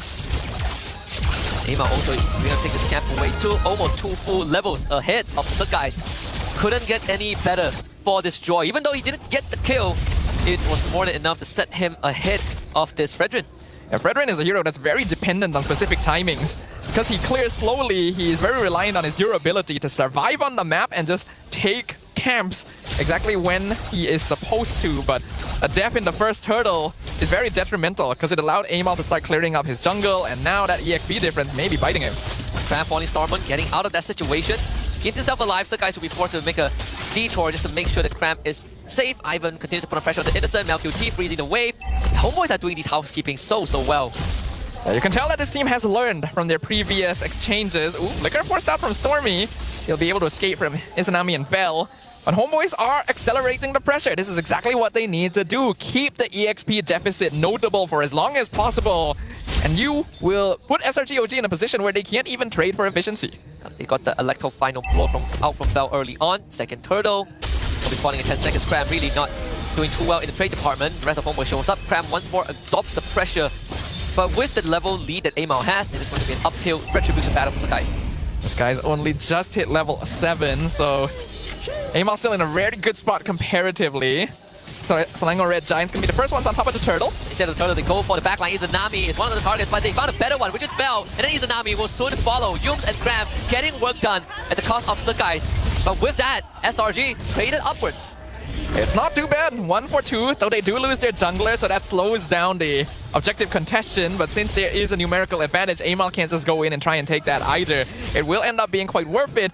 But it does mean that Skies takes his second death of the game, and the more this Brethren goes down, the more difficult it's going to be for him to survive the mid-game engages. I think SRG OG are now trying to aim for space for Innocent. Even going for the Impure Rage too, so there is that priority on wanting to get a hit. Yunes loses half his health bar, lethal ignition triggered from Vel too. To get the better airstrike back up, Vel loses half of his health bar. Cram is just dancing around Ivan, making sure that he is a nuisance. Now Ivan turns on him. Yunes comes in to help with the counter engage, grabs his target into a taunt. Amal though still survives, but Yunes will not. Cram though runs him down with a flicker on top of Ivan, and Ivan shall go down. Cram continues to chase. Amal looks like a pretty juicy target. Izanami pulls it back, and like a final blow into a petrified. Cram punished for the overextension, as the guys will try to finish off the objective. Amal shows up, couldn't get the steal, and SRGOG walks away with something. That's actually still pretty good for the Homeboys. Even though they lose the turtle, they're able to punish Cram. The Esmeralda goes down, and since he did have 3 kills, that is actually a bounty going over to them. So the net worth difference is still pretty even. I imagine that Innocent has been farming pretty safely in the gold lane, and ideally Homeboys needs to shift some of their attention down here. Ooh. Getting a figure out of Stormy too. Just at the timing that he runs out of mana, and you want a Homeboys to shift their attention down bot. They are doing exactly that. Ivan with a catch onto Yumes again, pin him to the wall with the fist crack. Yumes really wants to get out of there. Innocent also in danger. Zaman force electrifying beast all out. Innocent dancing around the Heart's Claw, enough to keep it alive, and Homeboys gets nothing. Really well done there from SRG OG, staying under tower just long enough to avoid Amal diving from the back, but just far enough so that Homeboys can't really try and go for the kills from the front either. They need to keep Innocent alive at this point. The guys also tries to delay it, buy enough time for Yumes and Innocent to get back, so that structure will be kept alive. In fact, Yumes is looking for a potential target, will not commit to Tsunami Slam, doesn't have it just yet, but the airstrike out, MelQT forced to back off. Looking at the itemization, as expected, Sky is going to be going for that Radiant Armor as the first item. Most of the damage from Homeboys is Magicals, and the Dreadnought Armor will help deal with Vel somewhat, so definitely the right items to go for. I am curious that Yumes went for Oracle, though. Ivan goes to engage on the instant, and this time with the help of Vel, Petrify is more than enough. He gets grabbed underneath the turret, the eye for an eye from Vel! Outplays Yumes, 2 more Homeboys in the bottom lane. And now that is the positive trade that Homeboys needs. That's the one that really starts breaking the early game wide open. This is very good. This is exactly the position Homeboys wants to be in. The trades haven't been the cleanest, but they have been in their favor. They just needed to be able to stop the pressure from Innocent once, and they were able to get that. This means MelQT gets a tower for free down bottom. He's now officially unlocked from the lane. He can start joining fights. And now they turn on the Crab, who also has to flicker away. Ivan's Badang is starting to be problematic for SRG OG to deal with. That is why Homeboys very comfortable with locking that hero in quite early in the draft. Now SRG OG going to need to delay the game a little bit longer. They still have the bulkiness needed to contest neutrals, but they don't quite have as much independence comparatively to go for a split push. A lot of it is going to be on Cram. Purify out from MelQT. He even got the famous blessing for his boots. We saw the Oracle, I think, for Ivan. Better airstrike used by Stormy. Ivan's going to cancel it instantly. Izanami gets jumped on, but able to juke his way out of that. And Stormy now might be a casualty, but flies away in time. As Izanami ends up going down, Vel also falls. Lord secured by Amal. SRG OG will get 2 bodies in return. Okay, that is actually a trade that SRG OG is okay with, but Homeboys getting the Lord will help them secure a few more structures. And enough of their players were able to come out of that fight to make sure that SRG OG isn't able to get building damage done. But it was still a pretty good fight split. They need to be more respectful of their positioning. Amal was thinking about an ambush, but decides against it. Didn't get to mention this early on, but the first item for Yumes was actually the Oracle, right, for the extra sustain in these fights. SRG OG able to clear out the middle wave, but now has to start considering to handle that Lord. So eventually, this mid-tier 1 of SRG OG will go down. I'm kind of surprised of Oracle. Oh, the Fist Crack comes out. Yumes is locked down. Forced to use a Tsunami Slam just to get out of it. Even the fact that airstrike is committed, so the base defense slightly weaker than what SRG OG would like. Homeboys finding a very reasonable, very meaningful goal advantage. First time in this series too. The Lord will still end up getting the charge in. There's still another Empowered Catapult at full health. Homeboys really thinking about pushing the arm a little bit with Vel almost taking out Innocent, but he will do that at the cost of his life. This is great for the Homeboys, and they walk away with an inhibitor. Better airstrike. Oh, doesn't quite finish off Ivan. The shield from the Fist Break gets him out of there. Vel doing what exactly he needs to do, finding Innocent in these exchanges, making sure that Bruno isn't given enough time and space to scale up into the issue that cost Homeboys games 1 and 2. And this is really good now. It's a 3k lead for Homeboys. They're even able to get a free tier 2 up top. The items are really starting to roll in. Wishing Lantern now complete for Amal, and that's going to help deal with even the Radiance coming out of SRG. This is starting to get a bit hairy for SRG OG. Homeboys needed some time in the earlier parts of the series, but now they've cracked the code. But Innocent hits another power spike. Malefic Gun. That could be what changes it all for SRG OG. The only way to make sure that they stay dead is Homeboys cracking the crystal. Holy crystal out from MQT. Big critical mass items for the Homeboys. Yeah, this is now a power spike officially for the Homeboys, and they were already winning out trades pretty effectively before that. Even a Tina shield now purchased for Skies, he just has no leeway to actually go for any sort of damage item, and that means he really is just a big body, one that can be circumvented if Homeboys approaches the fight at a different angle. We talked about this after the first 2 games. Homeboys needed to shift their gameplay approach. They needed to look at different ways to start fights, different ways to target the backline. And I feel like that is exactly what we are seeing. I wasn't sure if they'd be able to do it, but the adjustment has happened. And now they're looking a lot more comfortable up against the Giants. Doing that even from the start of the game too, right? Targeting the side lanes, making sure that they are missing out on whatever XP is available on the map. Homeboys trying to put their bodies forward. Really want to get the Lord and SRG OG ready to go for a contest. Diamond Force laid out. There is the Purify being used. Tsunami to end up going down. Stormy and Innocent. Many space to do work. Fail again with the assassination on the Innocent. And he goes down. This look guys ends up falling, and Lord for aim out. Cram just could not do enough to hold back the Homeboys. And Vel once more is the savior of the team. Cram turns it around, finds a kill. Diamond Force, MQT, dashes around, Crow, no dash. Cram pinned to the wall, still surviving with the shield siphon, but eventually MQT collects the kill. They are doing it, Husky. The Homeboys are doing it right now. Well, Stormy gonna cut that in half just a little bit, but the damage is still done. That was very effectively a team fight won, and space created. Innocent falls once again, and that means that he is not really a concern anymore. He's not going to be able to make the hero plays. We might actually get to witness a full series here. We are seeing a team push the Giants to the brink. Better get myself some hot pot after this series, because it's deserving of a great reward at the end of the tunnel, at the end of the night. We may even go past 12 AM, and I'm not complaining at this point. SRG OG and Homeboys making every single moment worth it. Lord will be easily taken care of. Homeboys stagnating at the 3.5k goal lead since the last time they accomplished that. But SRG OG put on the back foot. Let's see if they can come back again by means of miraculous plays. Maybe just finding the chink in the armor of the Homeboys. Speaking of armor, Brute Force breastplate completed by Izanami. He knows he can afford to take a slightly more aggressive stance, so a slight bit of durability is going to go a long way in assisting with that. While I did like the surprise of Cram's Esmeralda, we're now seeing that even though it is able to drain the shields of many of the heroes on the Homeboy side, the lack of lockdown is really costing SRG OG. They're not able to stop Amal and Vel just diving the backline and making life difficult for Innocent. I will say though, despite all of that, Innocent is only 300 gold behind Mel QT. Which is crazy. He's 1-3. Mel is 3-0. How does he do this? He's Innocent. It's the only logical explanation. The only logical explanation is that he's guilty of something. Maybe he robbed the bank somewhere along the way. If Innocent walks into my bank, he can take the cash. I'll give. That's why I'm not managing a bank. Yeah, I think that makes a lot of sense. It means that the Bruno actually can still be a threat, but at this stage, SRG OG is well aware that Vel is going to be looking for Innocent every single fight. Stormy has been trying to pop the Fettered Airstrike in dangerous positions to bait Vel into him, but Vel knows that that is how they lost game number 1. He is not going to recreate that mistake, and looking for the Bruno so far has been very successful, so I imagine he's going to keep doing it. This could be a potential make and break moment, right? Vel has set up the top wave too. Bottom wave manageable. Winter Crown for Vel. So good luck trying to one-shot him. The guys have no choice but to show himself. Yums too. They gotta make a big decision. Cram this show in the top lane, so Homeboys are gonna push the envelope a little bit. Getting more and more deep into the SRG waters. In the sun, too dangerous. But they get the grab on the Vel. Top lane, but then use the Winter Crown. Vel goes down. They get the engagement with Innocent, and Innocent ends up falling with the help of Izanami. They power on him.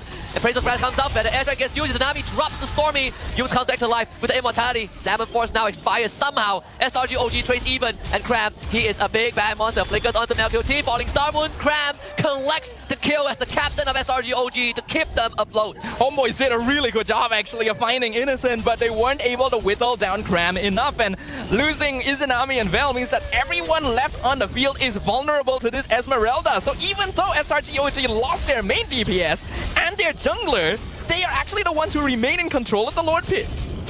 Went to Innocent against that Wisdom of Nature, which would probably be his last item. He did have the Rose Gold meter just now. Stormy taking an aggressive stance, clears out mid lane. Homeboys back to the dance again. Cram has been diligently working on the Lord. Can Vel do the hero play again? Petrify up in 5 seconds. He's taking that angle. Yums gets the grab. They make the first move onto Izanami. Izanami, Crimson Beacon, tries to survive. They go away from Stormy to buy distance, and Vel now cannot get an angle in, but steals the Lord somehow. So Homeboys are still in it. All right, sure.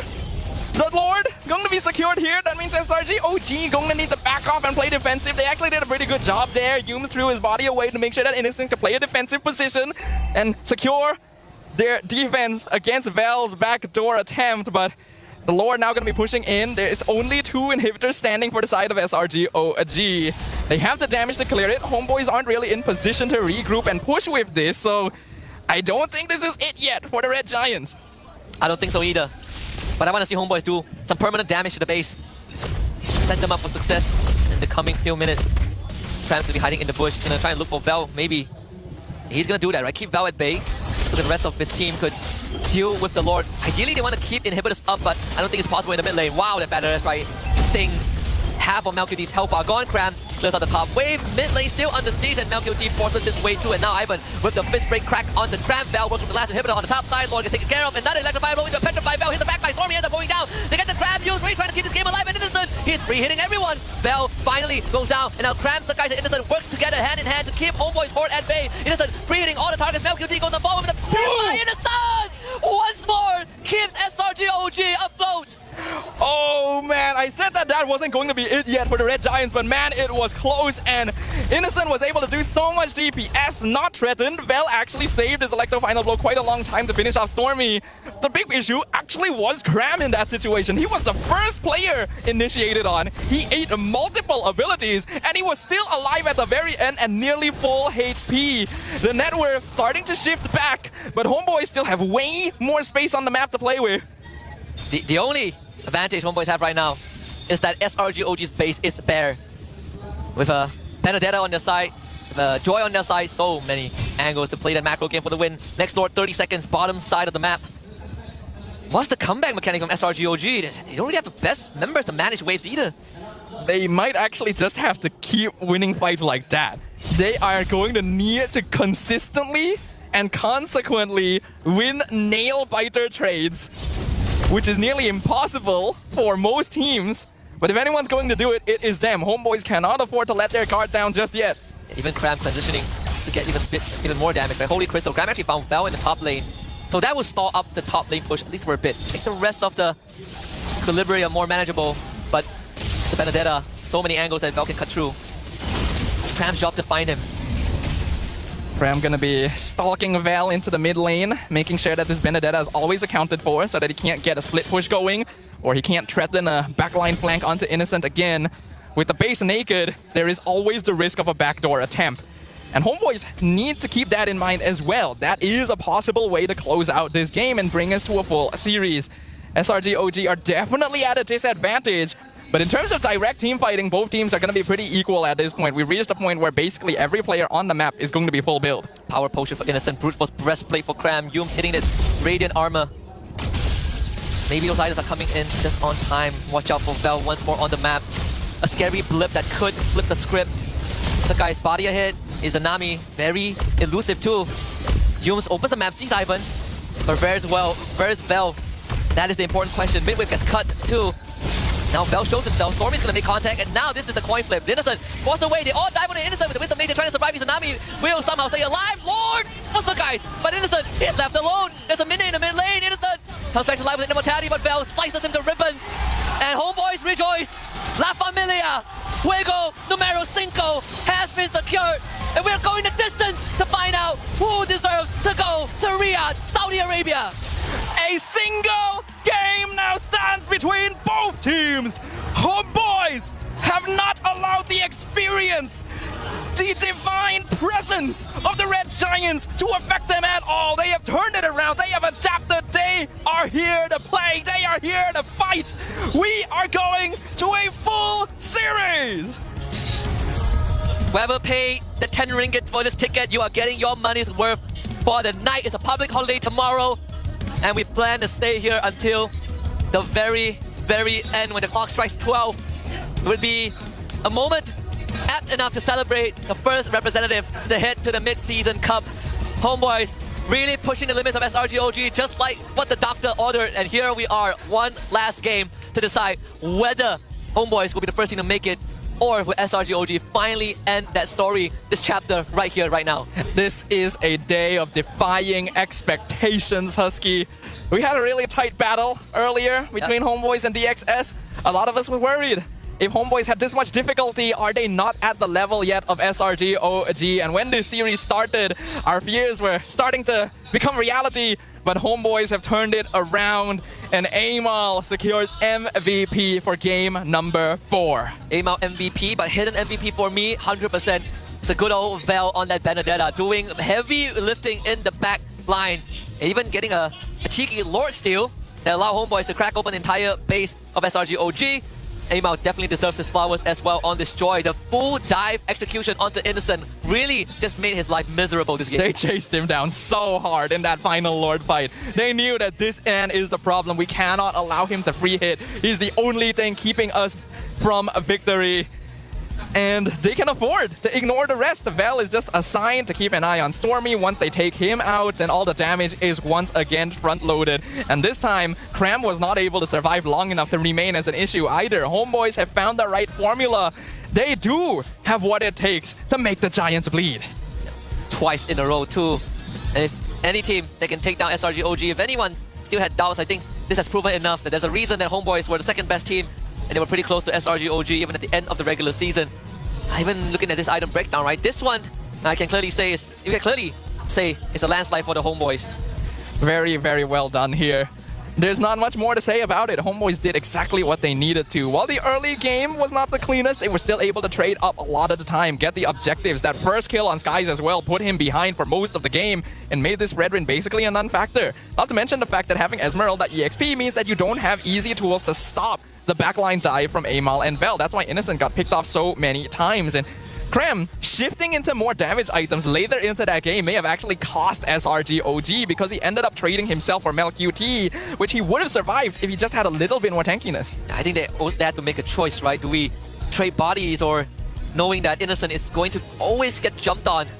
I mean, this entire game, Homeboys, they were locked in, right? The focus was accurate, the focus was great. All they needed to do was to look for Innocent and Stormy, we take them out, and then the game falls under the control. Even Ivan on this Badang is extremely disruptive. It's so hard for SRGOG to really get anything meaningful done.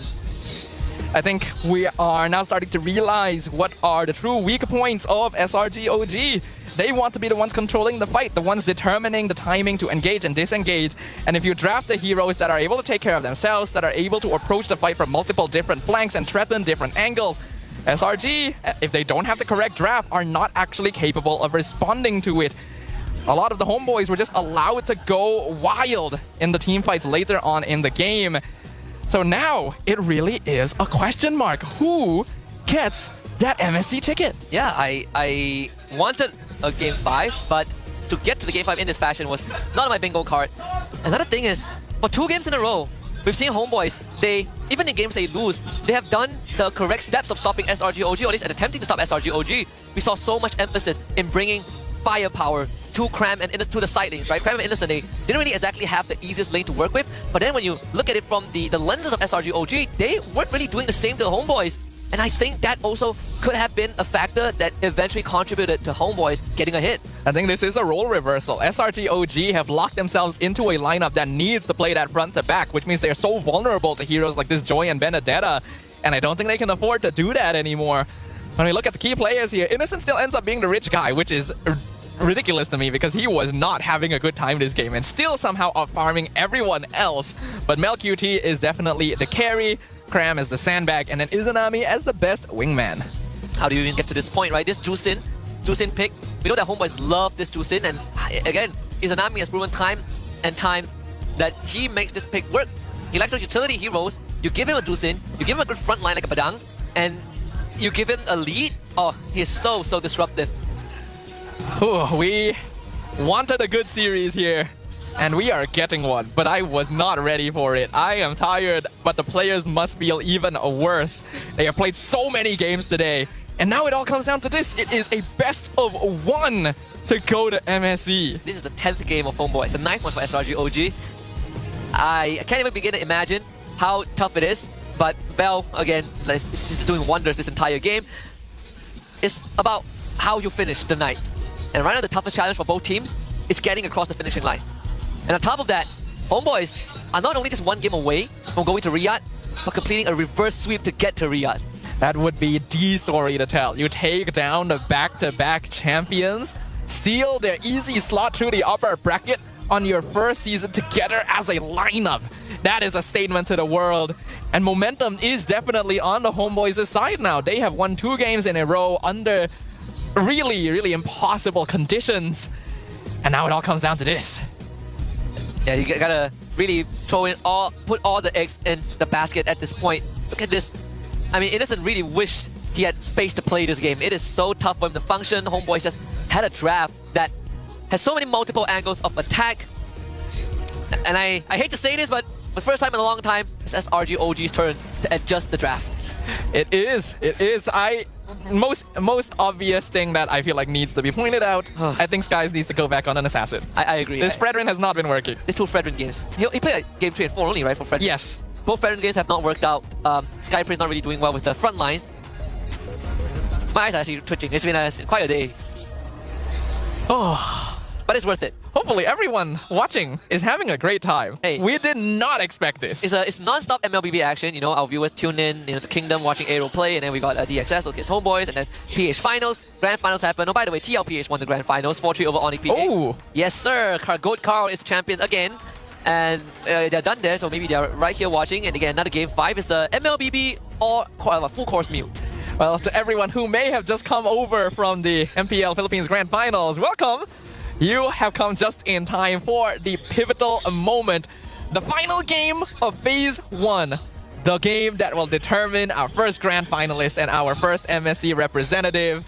Mars is... It's been a long day. It's been a long day. He's hanging in there. You good? Or maybe he isn't. How are you, sir? Do you have anything you want to say? Hallucination. Reasonable crash. He's hallucinating. It's okay. Are we hallucinating? Was he real? It's pretty real. I think Mars is a planet. I'm not sure if that's a manifestation, but hey. I feel like if the planet was here, we'd be in trouble, though. Let's not think about that for now. You know, hopefully someone more refreshed can take over. We'll let Poji do that and take a break. So see you guys later. Terima kasih. Kita semua OT malam ni untuk SRG dan juga Homeboys. Dan sekarang bersama saya adalah EXP untuk kedua-dua pasukan yang masih lagi mempunyai win rate 100% belum bermain. Dan sekarang ni soalan yang pertama mungkin untuk Eva, pada yang belum mengenali dia adalah EXP untuk Homeboys. Eva, soalan yang pertama, sekarang 2 berbalas 2. Anda rasa apa yang boleh menyebabkan Homeboys boleh bungkus game ni dan berbalik dengan kemenangan? Sebab mentaliti dan doa dari semua fans kita dan orang atas. Wow, dia ringkas, padat, tepat, asyap. Tapi untuk Gorgeous lah sebab kita tahu untuk Selangor Red Giant ni dia adalah satu tim yang sangat compact, berdedikasi dan juga bagus. Soalannya, dekat dalam player room sekarang, siapa yang ada mentality ataupun disiplin yang paling tenang? It's okay, we still can do it. Yums, boleh kongsi tak kenapa? sebab sebenarnya nak kata semua, tapi saya kata semua je lah. Sila, boleh. Sebab trust me, dorang bukan tengah rasa susah hati ke apa, dorang tengah enjoy. Tengah enjoy? Wow. Kenapa enjoy? Dorang suka game ni. Enjoy. Yes. Alright. Nice. Okay, kalau ada bolehlah nak cakap something dekat player room yang tengah nak naik sekarang, nak cakap dekat kawan-kawan. Do your best. Rumah jantan. Ingat. Anything nak cakap kepada diorang. Bau pasir makin kuat ni. Pasir Riyad? Oh, saya loading. Okay. Bau pasir. Okay. Mungkin Gorgeous, pasir Riyad belum cuci lagi. Anything nak cakap kepada Selangor Red Giant punya team? Sen, Yums, Tommy, adik, Kram, Becky, coach.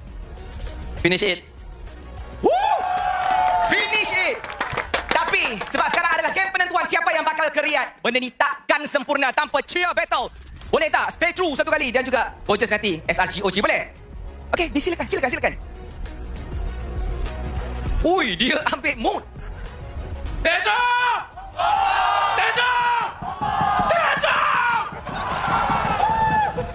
Bertenaga, bersemangat Gorgeous.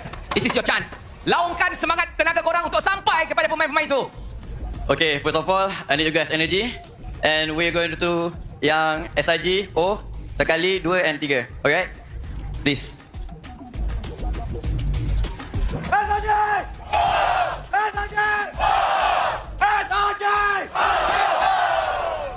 Itu sahaja daripada kami dekat floor. Dan sekarang adalah pentas pembuktian siapa yang bakal kelihat. Let's go. Even though it's not the grand finals yet, this is a moment that will be etched into the history books. A single game, 2 teams, 2 communities, 1 nation stand in silence, eager to find out who will be the first team to secure a top 2 spot. Well, so far, statistically speaking, in this best of 5, Fredrin has had a impressive 0% win rate. So, it does seem that way. My suggestion is, ditch the Fred, let's go back to Assassins. Let's make it bloody once more. I agree with you right there. Skies on an Assassin lives up to his original moniker. And I want to see him do that for the final game of the series of the entire Phase 1 of MPL MY. Looks like Homeboys will finally go to the blue side for the final game. Yep. So far, SRG OG, I think all the games they've lost, except for game 1, have been on blue side. Game 3 and 41 blue side didn't work out. Boxel banned by Coach Arc. It's pretty interesting, right? Because Homeboys, I think this is their 3rd Lucas ban. I mean, it is a pretty strong hero, and it is something that guys can play. I think they just don't want to have to deal with it. What else?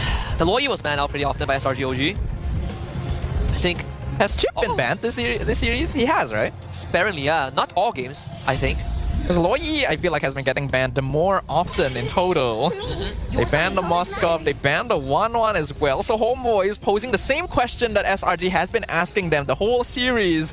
Do you want to steal the Fredrin away? If not, we will take it. That and also giving MelQT a winning lane, right? A lane that, an advantageous lane at least. We finally see the Harith Granger matchup, which we haven't seen in the series, of course. SRG OG, as much as Go just says that they like hard games, we know that they like difficult games, they like to push the limits.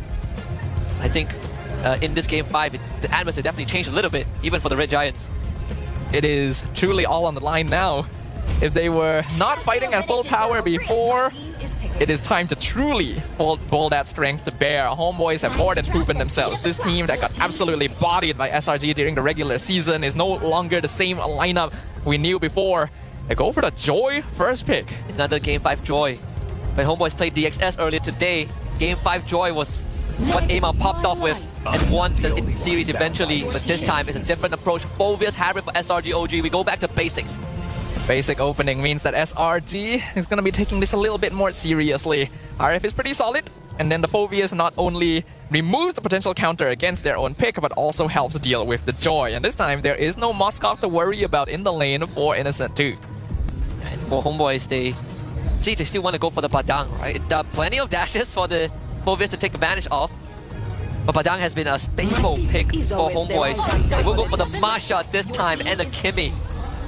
Ooh, very, very interesting start. Now, Masha is a huge threat to the Harith, to the point that Homeboys are willing to pick it up in advance. You would normally save this hero as more of a surprise pick in the later phases, but I think they're aware that SRG OG will 100% ban it out if they don't lock it in here. Yeah. And how DXS dealt with the Masha is picking heroes that can stop the Masha, right? They can absorb the Masha, disrupt her. Badang was one of the choices that DXS really pulled out to deal with her. I'm looking at that could be a possible option since Phoveus is going to go into XP anyways, but no, they picked the Hayabusa for themselves. They want to make sure that they are self-sufficient, but also there's ways to kind of play around Homeboy's draft. We said we wanted the Sky Prince back on an Assassin, and he will be answering our calls. Back to the Hayabusa that secured them game number 1. Let's see whether or not SRG OG wants to ban the Fredrin. With the Baxia already taken off the table, if you also ban the Fredrin, that removes a lot of potential tank junglers that you can combo together with this Masha. Do you want a cracker? I'm okay. Said there are no shortcuts in life. Also, get the chip ban. Chip is banned out. SRG OG. What are we missing? Always on the way. Matilda ban. I honestly, I was thinking that maybe Homeboys would be considering the Matilda, but they decided against it. I think you have to ban Loyi. I think so too. Loyi Masha. Loyi Masha. Wow, that's scary. Yeah, the Kimmy could be mid, but she can also still be flexed. I think Loyi Masha is worth respecting. It is a combo strategy that Homeboys has won games with. It's a combo strategy that DXS used to take games off of Homeboys with. If they don't ban it, they need to steal it. Which they have a chance to do so on this red side second phase. This draft is getting into very dangerous territory. You to ban it, okay.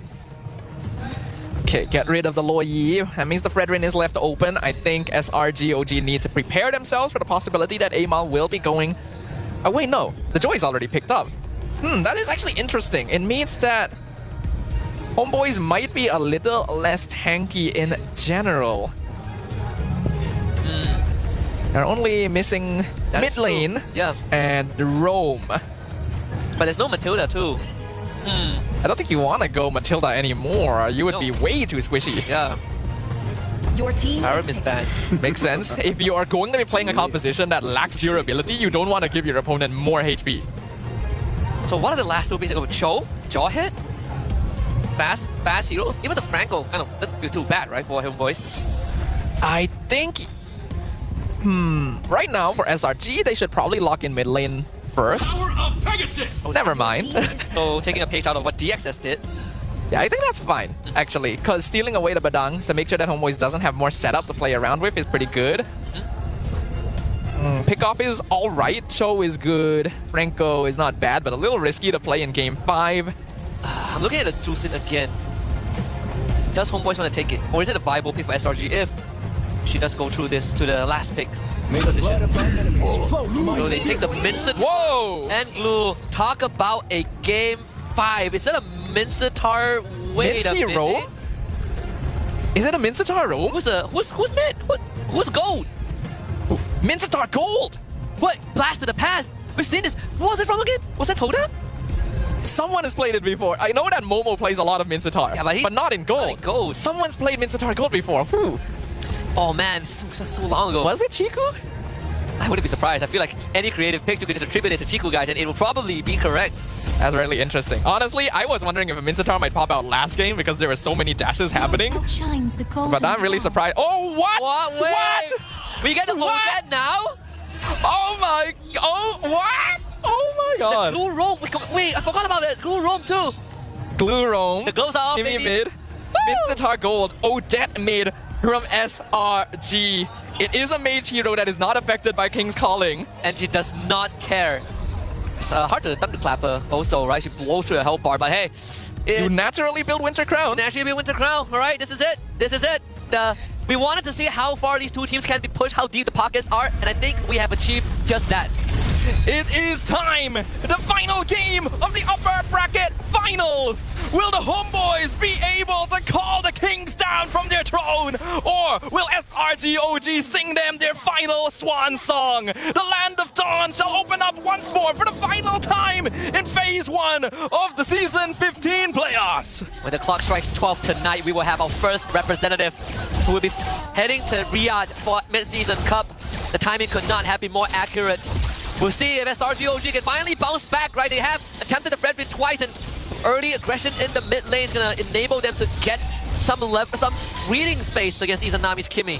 I'm so excited for this one. I always love it when teams bring out weird picks, and these are some of the weirdest picks we have seen in a long time. Looking at the emblem setup, MelQT is going for Marksman emblem, does also have that Master Assassin, so he is trying to win out this lane. He'll be bullied until level 4, where he'll really be able to start putting pressure on Innocent. Val holding the minion wave underneath the turret, but Cram has harshed out enough, so he's not going to be affected by how Homeboys have been really trying to manipulate the minion wave, right? They've been doing it for the entire series, and you can see it very evidently in Game 3 and 4. It affects Innocent the most.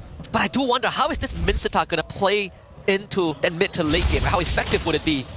And Mincetar is actually pretty annoying. There are a good number of dashes on the side of SRG OG. It's not just Innocent, it's Skies as well. If he gets caught in the King's Calling, he cannot actually quad shadow his way out to safety. And that is a pretty scary thing. Not to mention Phoveus actually can get quite messed up in a Mincetar. So a well-placed ultimate is going to do a lot for them. And this is the first time that MelQT is bringing this hero out. We can officially say he has never played a Mincetar gold lane. So this is his debut. He's only played the Ruby Gold, one of the games in the regular season. 4 flickers on the side of Homeboy. So the guys coming in with some chip damage. Now look for the target. Ogi Shadow kill. First blood on Ivan. Nothing that Homeboys can do. Izanami comes in retraction pulse. Avoided by Yunes easily. As SRG now. He might look for more on Homeboys. No retribution to contest the turtle, but they don't care about the turtle. They look for the kills. Here comes the Thunderclap on the Cram. Flickers away. Yunes in the bush. Comes in. Fist break. Aim out control. The guys comes in. King's Calling a bit late as Stormy sings the swan song. Bell gets the clap onto Cram. Stormy getting run down MelQT with the flicker. Stormy finally falls, but Yunes finds the trade on the Izanami as this fight continues to be dragged on. A flicker from Ivan and another kill on the guys, courtesy of Bell. 3 kills for 3 kills. Neither team willing to back down. Even though SRG OG initially had good control, they got a great pick off to start off that fight. You can see that MLQT is actually kind of an annoying presence, forcing Skies into a tough spot, even denying a lot of the Swan Song damage. But SRG OG still the ones to secure the objective overall. And Cram just found a solo kill bottom. He's gonna give his life away for sure. Aimao collects that one. All things considered, despite it being an even trade at Turtle Pit, Innocent almost got the full plating in the top tier 1, so it's still profit for this Harif. It was an even trade, but that was a 4v5 situation. Yep. Innocent was not part of it and was getting a huge chunk of gold up top. So even though the gold difference isn't that big, most of it is on this Harif. And SRG OG once more is in a position where low committal draft, right? They have short cooldowns that leads to big damage numbers. The rest of Homeboys, I guess you could say the same for them as well, but very reliant on the electrifying beast, the thunderclap, the King's Calling, compared to SRG OG. The Red Giant is definitely more willing to throw their abilities at the Homeboys. Man, we're 4 minutes in and I'm still looking at the draft and I can't believe it. The MelQT, gold lane, Mincetar, and then the Stormy Odette mid. First item Thunderbelt from MelQT. Innocent still gonna be quite difficult to handle. Yeah, you see he's just dancing around MelQT. Flicker for MelQT coming back up in 10 seconds. Yum gonna eat up the grab. SRG OG now taking prio at the second turtle. And the Homeboys has a choice to make, right? Do they bring MelQT to join the fight? Because it might not be worth it in the long run. In fact, Innocent's gonna be the one who leaves the lane first. Second pulse. It's gonna be a stagger on the side of Yunus. Keep Izanami away. Stormy getting chased around by Ivan. As the guy tries to go for the back line, goes an OG Shadow Kill, dispersed between Ivan, Izanami, and a golden camp. So not really getting too much damage in. Stormy getting a genius one. Cram now isolated. Thunderclap from Bell. 1-2 class. Stormy flickers forward into a Swan Song. And the Salmon Prawns contributed from Innocent. A double kill for the Odette. Ivan now hops on top of Stormy. Tries to keep him in place, but Sluggeyes is barely healthy. Ivan is gonna try to whittle down Stormy as much as possible as Aimao finally shows up. Electrifying Beast. Use Mr. Vince crack. Pushes up into the ball with the break anyways. And now Innocent collects the kill. MelQT, King's Calling, but Sluggeyes just shadow close in and out. Yum's gonna walk out of the ultimate. Waits for the Fist Spray to come back up. Misses the range. Gets pulled back by MelQT. But Innocent with the Diamond Force to clean it up. Tractor Pulse a bit too late. Innocent disengages. And both teams are just bleeding everywhere. It is an all-out brawl in the land of Dawn here, but SRG OG are still the ones that are reaping the benefits. Innocent has not died so far and has been able to pick up 2 kills already on this Harif. Another turtle going to the hands of the Red Giants as well means that they are the ones in control of the flow of the game right now. And that is something that Homeboys needs to try and avoid. And Val is not really doing too well. One last chrono dash. Getting the job done, Innocent cashing in on Big Bucks Cram. That becomes target in the top lane. 2-man Dark Wave, back to Pulse. Cram, pull back, pass it back up, but 4 members is too much for him. So Cram gets traded. Oh, so much trading happening. It's like the bartering system just got invented or something. The SRG OG are still the ones slightly in control. Homeboys needs to find a slightly more positive trade to keep themselves into this. But once we get into the later stages, when there is more 5v5 team fighting towards the mid game, that is where Homeboys' draft starts to become a little bit more effective. The rest of SRG OG to the rescue in the top lane. MelQT grabs Hume, but gets pushed away. All things considered, SRG OG getting themselves 1.1k goal advantage. Ivan in the bush. Finally reveals himself. It's a scary moment for Stormy. Yu doesn't have a fist break, so he's getting pulled back by Traction Pulse. Yu just fully commits to it. Brings Ivan down underneath the turret with King's Calling for MelQT into a Swan Song. That's not really where you want to be, dude. MelQT wants the trade. Doesn't get it this time. Innocent gets the mega kill.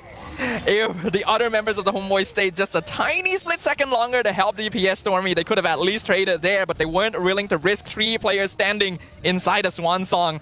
Any pub players knows that this Odette does a lot of damage. Bell accepts the challenge and Innocent says bring it on. Aimao joins the fight. Bell gets pushed away. Innocent! He's just too good. He's online. He's awake. The Knight's still young. Innocent with a double kill. Innocent on a Harif. 6-0 in 8 minutes. This is a massive problem. SRG OG are officially online. And their half-man, half-beast is now a huge threat on the battlefield. This King's Calling has not been able to find the right target a lot of the time. When you need the beast to help you out, he awakens from his slumber just in time to put Homeboys to bed if this continues. Ivan finally spotted out.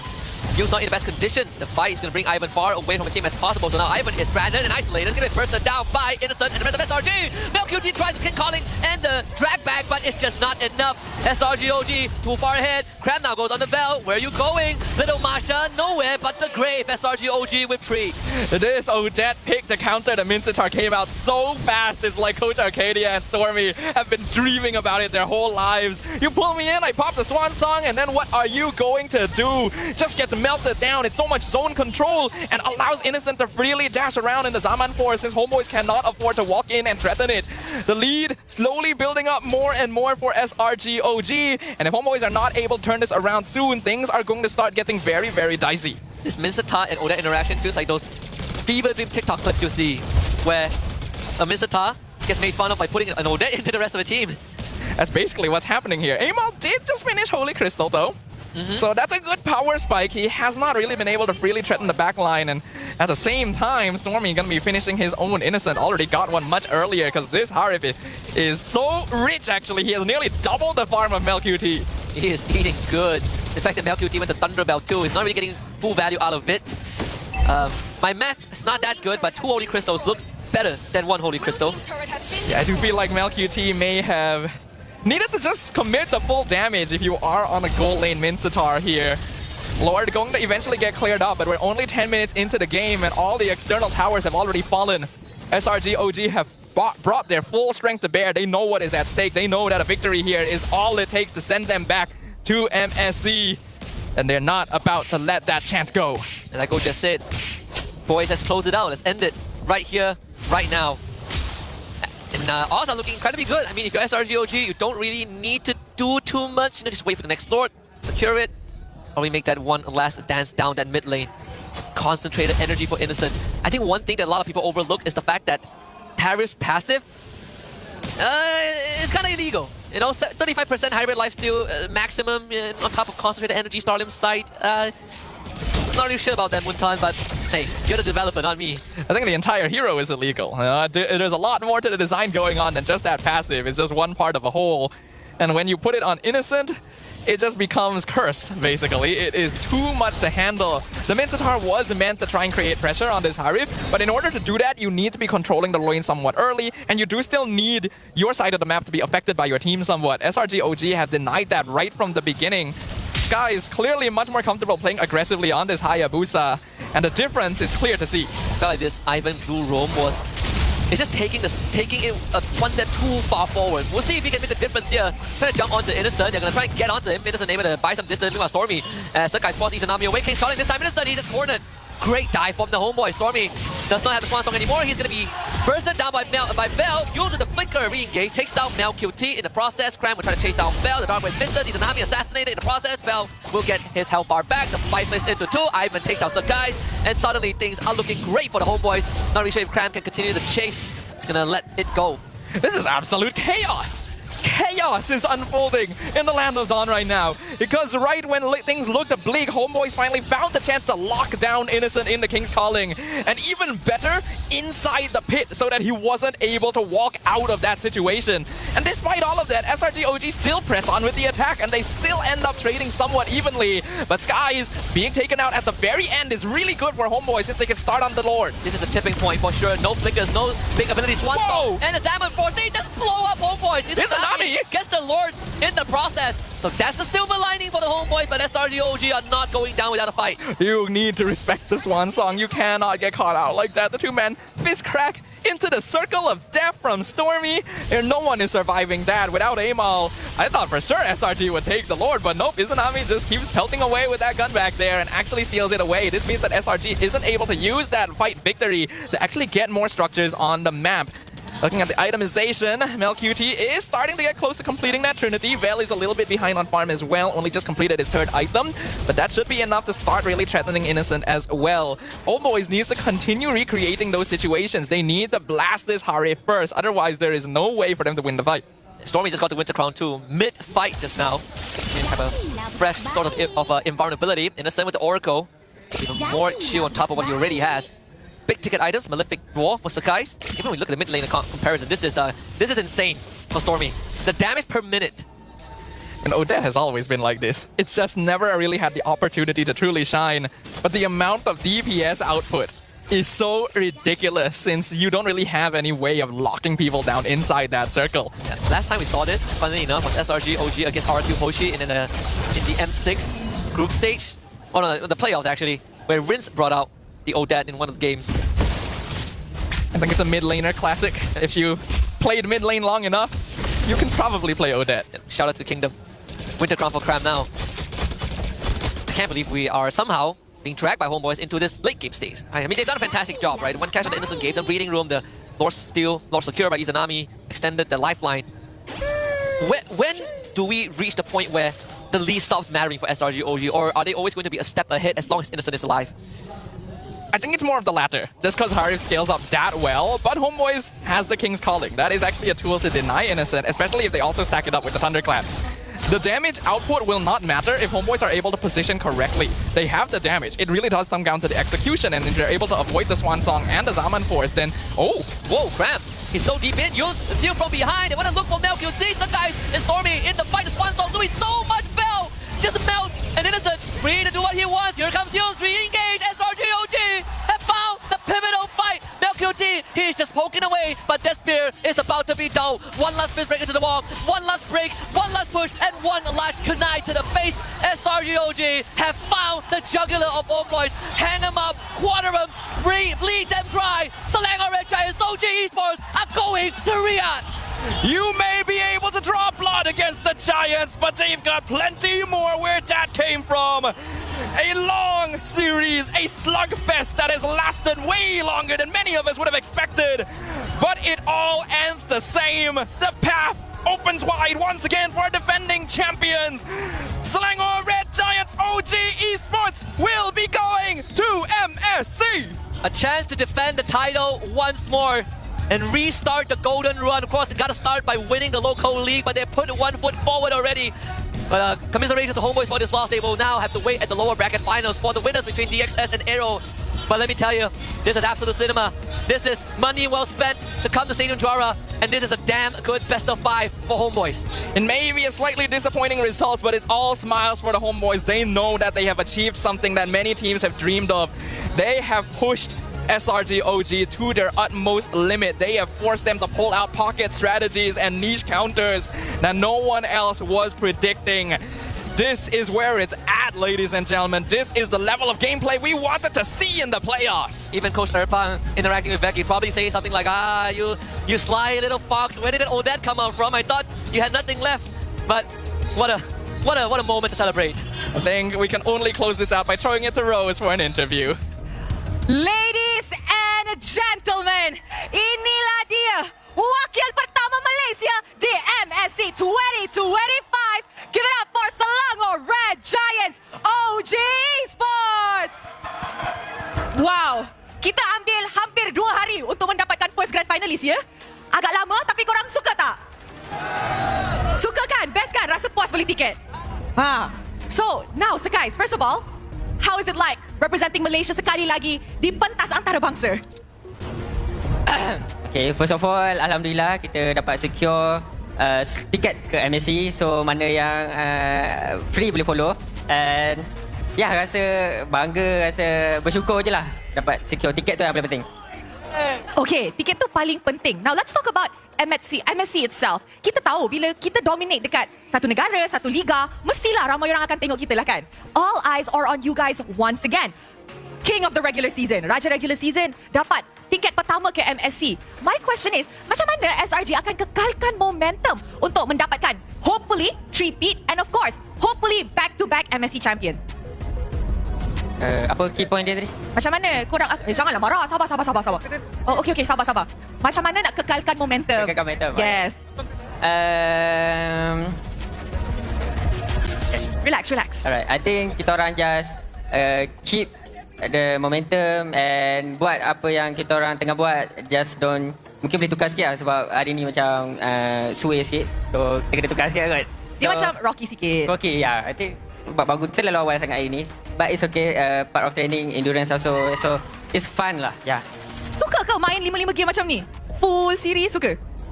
Suka sebab rasa macam first time lah dapat. Di MPLMY? Ya, season ni lah.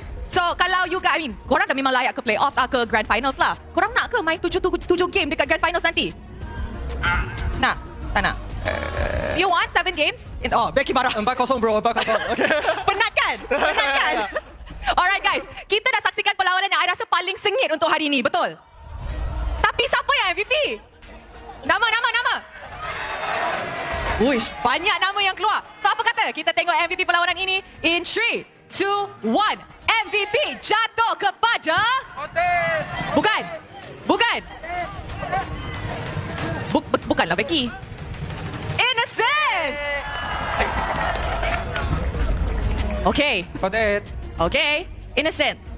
Now, we all know that MPL Philippines has just wrapped up just now. Full 7 games also.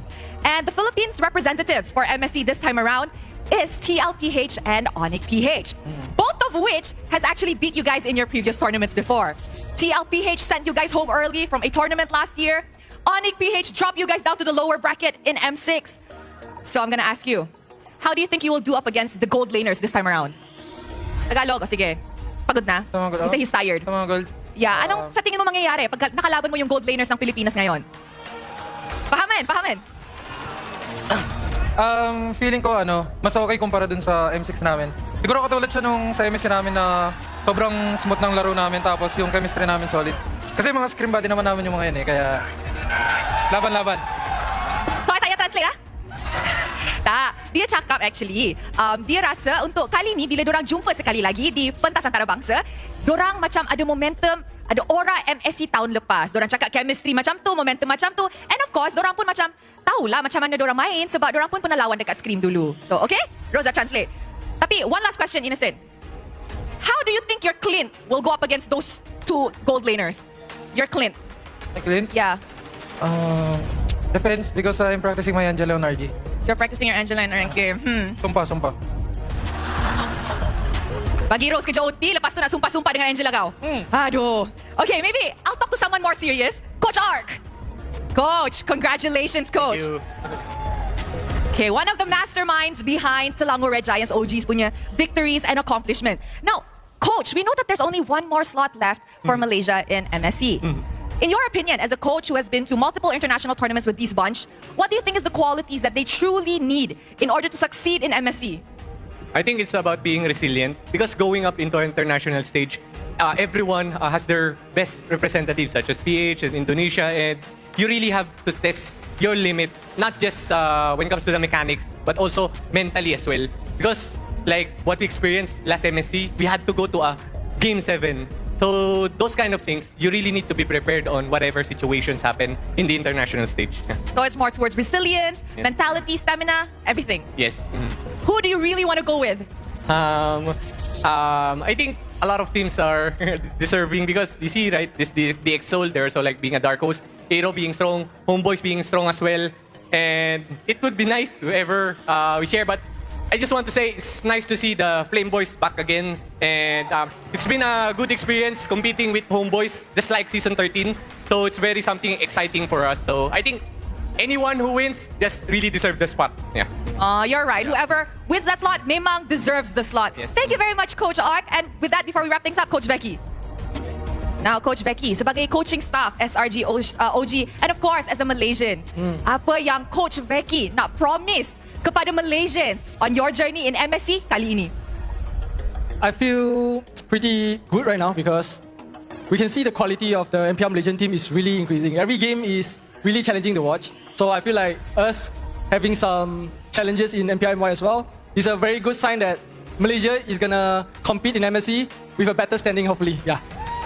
All right. We really like that, and we do hope that Malaysia do us proud this time around. Stadium juara sekali lagi. Ini adalah SRG OG Sports.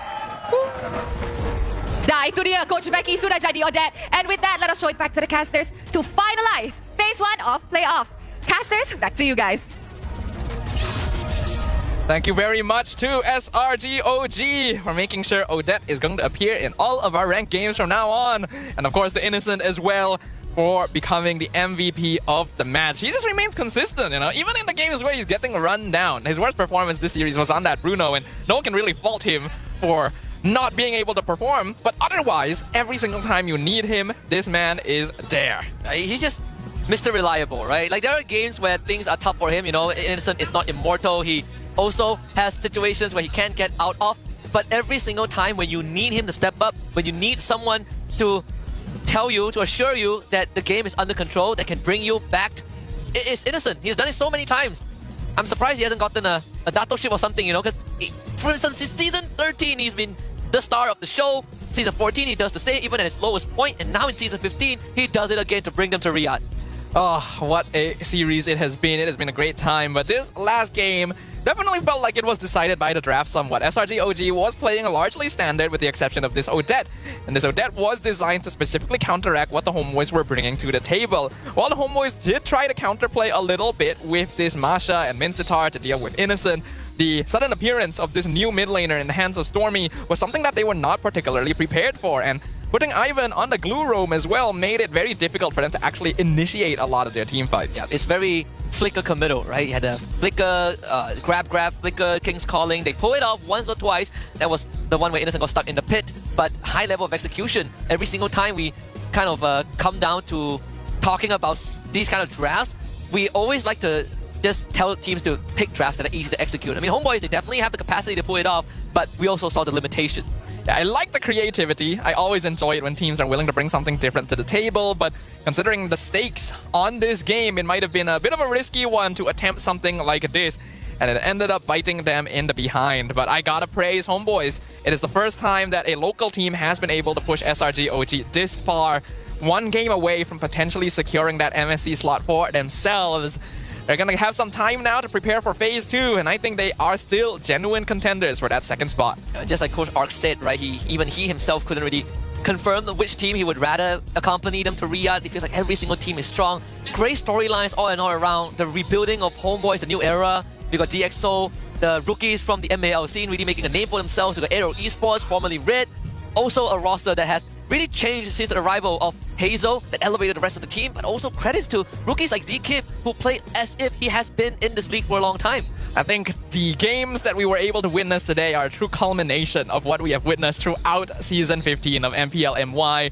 Many surprises, many creative approaches, mistakes being made, but also learned from at the same time, and adaptations showing that new blood is capable of going up against the old warriors. So they gotta watch out. Can't get too comfortable up there. Yeah, I mean, the pain that everyone went through the regular season was definitely worth it just for this moment. Hall of Famers this time, all painted red by SRG OG, except for the sandbag, which will be Ivan in this case. Rich Guy going to Innocent once again. Stormy being the carry this time. That Odette was such a good final pick. I loved it. Homeboys definitely did not. Ivan is the sandbag, and somehow Innocent ends up being the best wingman as well on that Haru. What can I say? Innocent, he does it all. He does it all. You need him, he does it all. We just need him to be the sandbag one time. That might be a bit hard. Maybe when he plays Ruby Gold, then maybe we'll have that moment. He's a handyman. Oh, looking at the game once again, it really was chaotic. It was just a brawl, all-out slugfest by both these teams that actually went pretty back and forth. You gotta give props to the Homeboys for that. Even though SRG OG definitely have the easier comp to play and generally countered what Homeboys brought to the table, they were still able to trade evenly quite a lot of the time. Oh yes, in this case, right, like Innocent really finding, I mean SRG OG overall finding a way to deal with MelQT in certain degrees, right? If Yums gets pulled back, he's like, I'm gonna just punch this Mincetar far away. If we get Stormy, alright, Stormy just start singing. Just start singing is all he needs to do. It's probably one of the easiest games for Stormy to play as well. He doesn't even mind if he gets hooked. He can just walk in. He just has to pop the big circle of death. And Homeboys is generally going to be grouped up together to take the team fight anyway. So he is just getting free damage done a lot of the time. The Winter Crown was even an item that was prioritized later on. He didn't actually need it for most of the game. And Homeboys, unfortunately, fell just a little bit short of the finish line here. Yeah, but it's okay. They are going to be waiting in the lower bracket finals. I think, you know, even for the side of SRG OG, it was a hard-fought victory. Homeboys, they still got one more chance. They do still have one more chance, and at the very least, they'll be sitting and waiting for the matchup between Aero and DXS to see who their next opponent is going to be. But now we finally enter the final few matches of the playoffs here. Aero versus DXS will be the first match we will witness in Phase 2, followed by the winner facing off against the Homeboys in the lower bracket finals to determine who joins SRG at MSC. And unlike the previous season, we do have a 2-week break in between, also in conjunction with Hari Raya Haji, which is coming up pretty soon. Phase 2 starts in 14 June with Aero against DXS. Obviously my heart is with Aero, but after seeing DXS defy the odds again and again, a part of me really wonders if DXS is going to make that run all the way to Riyadh. I'm curious about that as well, but All of these teams have proven themselves this playoffs. All of them have shown that they are capable of learning, of adapting, of evolving as players, regardless of whether they are a rookie or a veteran. Everyone has an equal chance for that final slot. And I think that makes this season even more exciting than the ones before. Yeah, I think just compared to the seasons where SRG started dominating and then you have Vamos/Homeboys in coming in close second, this is the most competitive we've seen, and I'm really happy because I remember the season 13 and 14, sometimes I get so disappointed in the state of the playoffs because SRG would be dominating and then teams that lose would lose in a fashion that they don't put up a fight at all. JP9 is ready, Sport is ready, just a few to name. But this season, aside from yesterday, which teams got out to a very rocky start, after play-ins, top 4 games are of good quality. And it's not even the top 4 that we would have expected to make it this far when the season started, right? When you really look back at how it all began, it's a huge surprise, but a very, very pleasant one. And we hope that you guys have continued enjoying the playoffs and the season as much as we have. Please scan the QR code below to fill up the survey and tell us what you think of MPL NY. Yeah, and tell us what we can do to make it better. Maybe more taunting, I don't know, maybe fireworks show when a team wins. Just drop your suggestions, we'll try to make it happen. But that is officially it for Phase 1 of the playoffs. It's going to be a 2-week break before we come back for Phase 2 to find out who our next grand finalist is going to be. Once again, thank you very much, everyone, for joining us. My name's Staffa, along with Husky. We will see you guys next time. Orange light, Fetri now. I don't solid. I don't understand. Aman, solid. Siapa dah? Pakistan ah. Sini. Boleh tak? Apa sih Pakistan? Nice one, dude. Nice comms. Ini top ticket. Artisan top ticket. Trek. No play. Aman guys. Aman. Macam kena Fetri. We forgot about Johan. Oh. Dia beli aku. Mati clean. Perang. Aku balik guys. Mati guys, guys. Mati. Pede. Kamu gas ya? Dah, nice. Itu dapat 2 tuh, masih pisang kan nih? 2 tuh. Ada ulti enggak? Mati. Ada. Ada Mel, nice Mel. Nice Mel. Lagu Mel. Sabar, jump dulu. Bisain enggak sih kita mid? Cobain yuk. Ayo. Orang kejar dulu. Tahu. Tahu. Nice. Ada ulti ya? Oh aman guys, aman. Dia second lock first. Bikin hero ah. Benin apa Petri? Di salah. Benin. Ini salah. Agak salah. Ayo tang. No dash. Go. No dash no. Yo bang. Ayo ah. Nice. Aman. Bruno Puri. Oke ke Bruno. Mati Stormy. Nice. Oke. Mati bisa. Alhamdulillah. Alhamdulillah. Go guys. Let's go. One more. Let's go guys. Alhamdulillah. Nice. One more. Guys. Bismillahirrahmanirrahim. Ada minit. Oi ya. Sini, motor lagi. Sini. Aman. Yo, motor. Macam. Noti. Asal sen. Kimi. Sisa. Nice one. Kimi. Okay. Wow. Nice. Mampus kau. Terabati. Oh, kawan. Nice tembak guys. Aku terabati lah. Nice tembak guys. Mampus. Apa? Duit. That's fine. Duit. MSC guys. Let's go. Sustain up.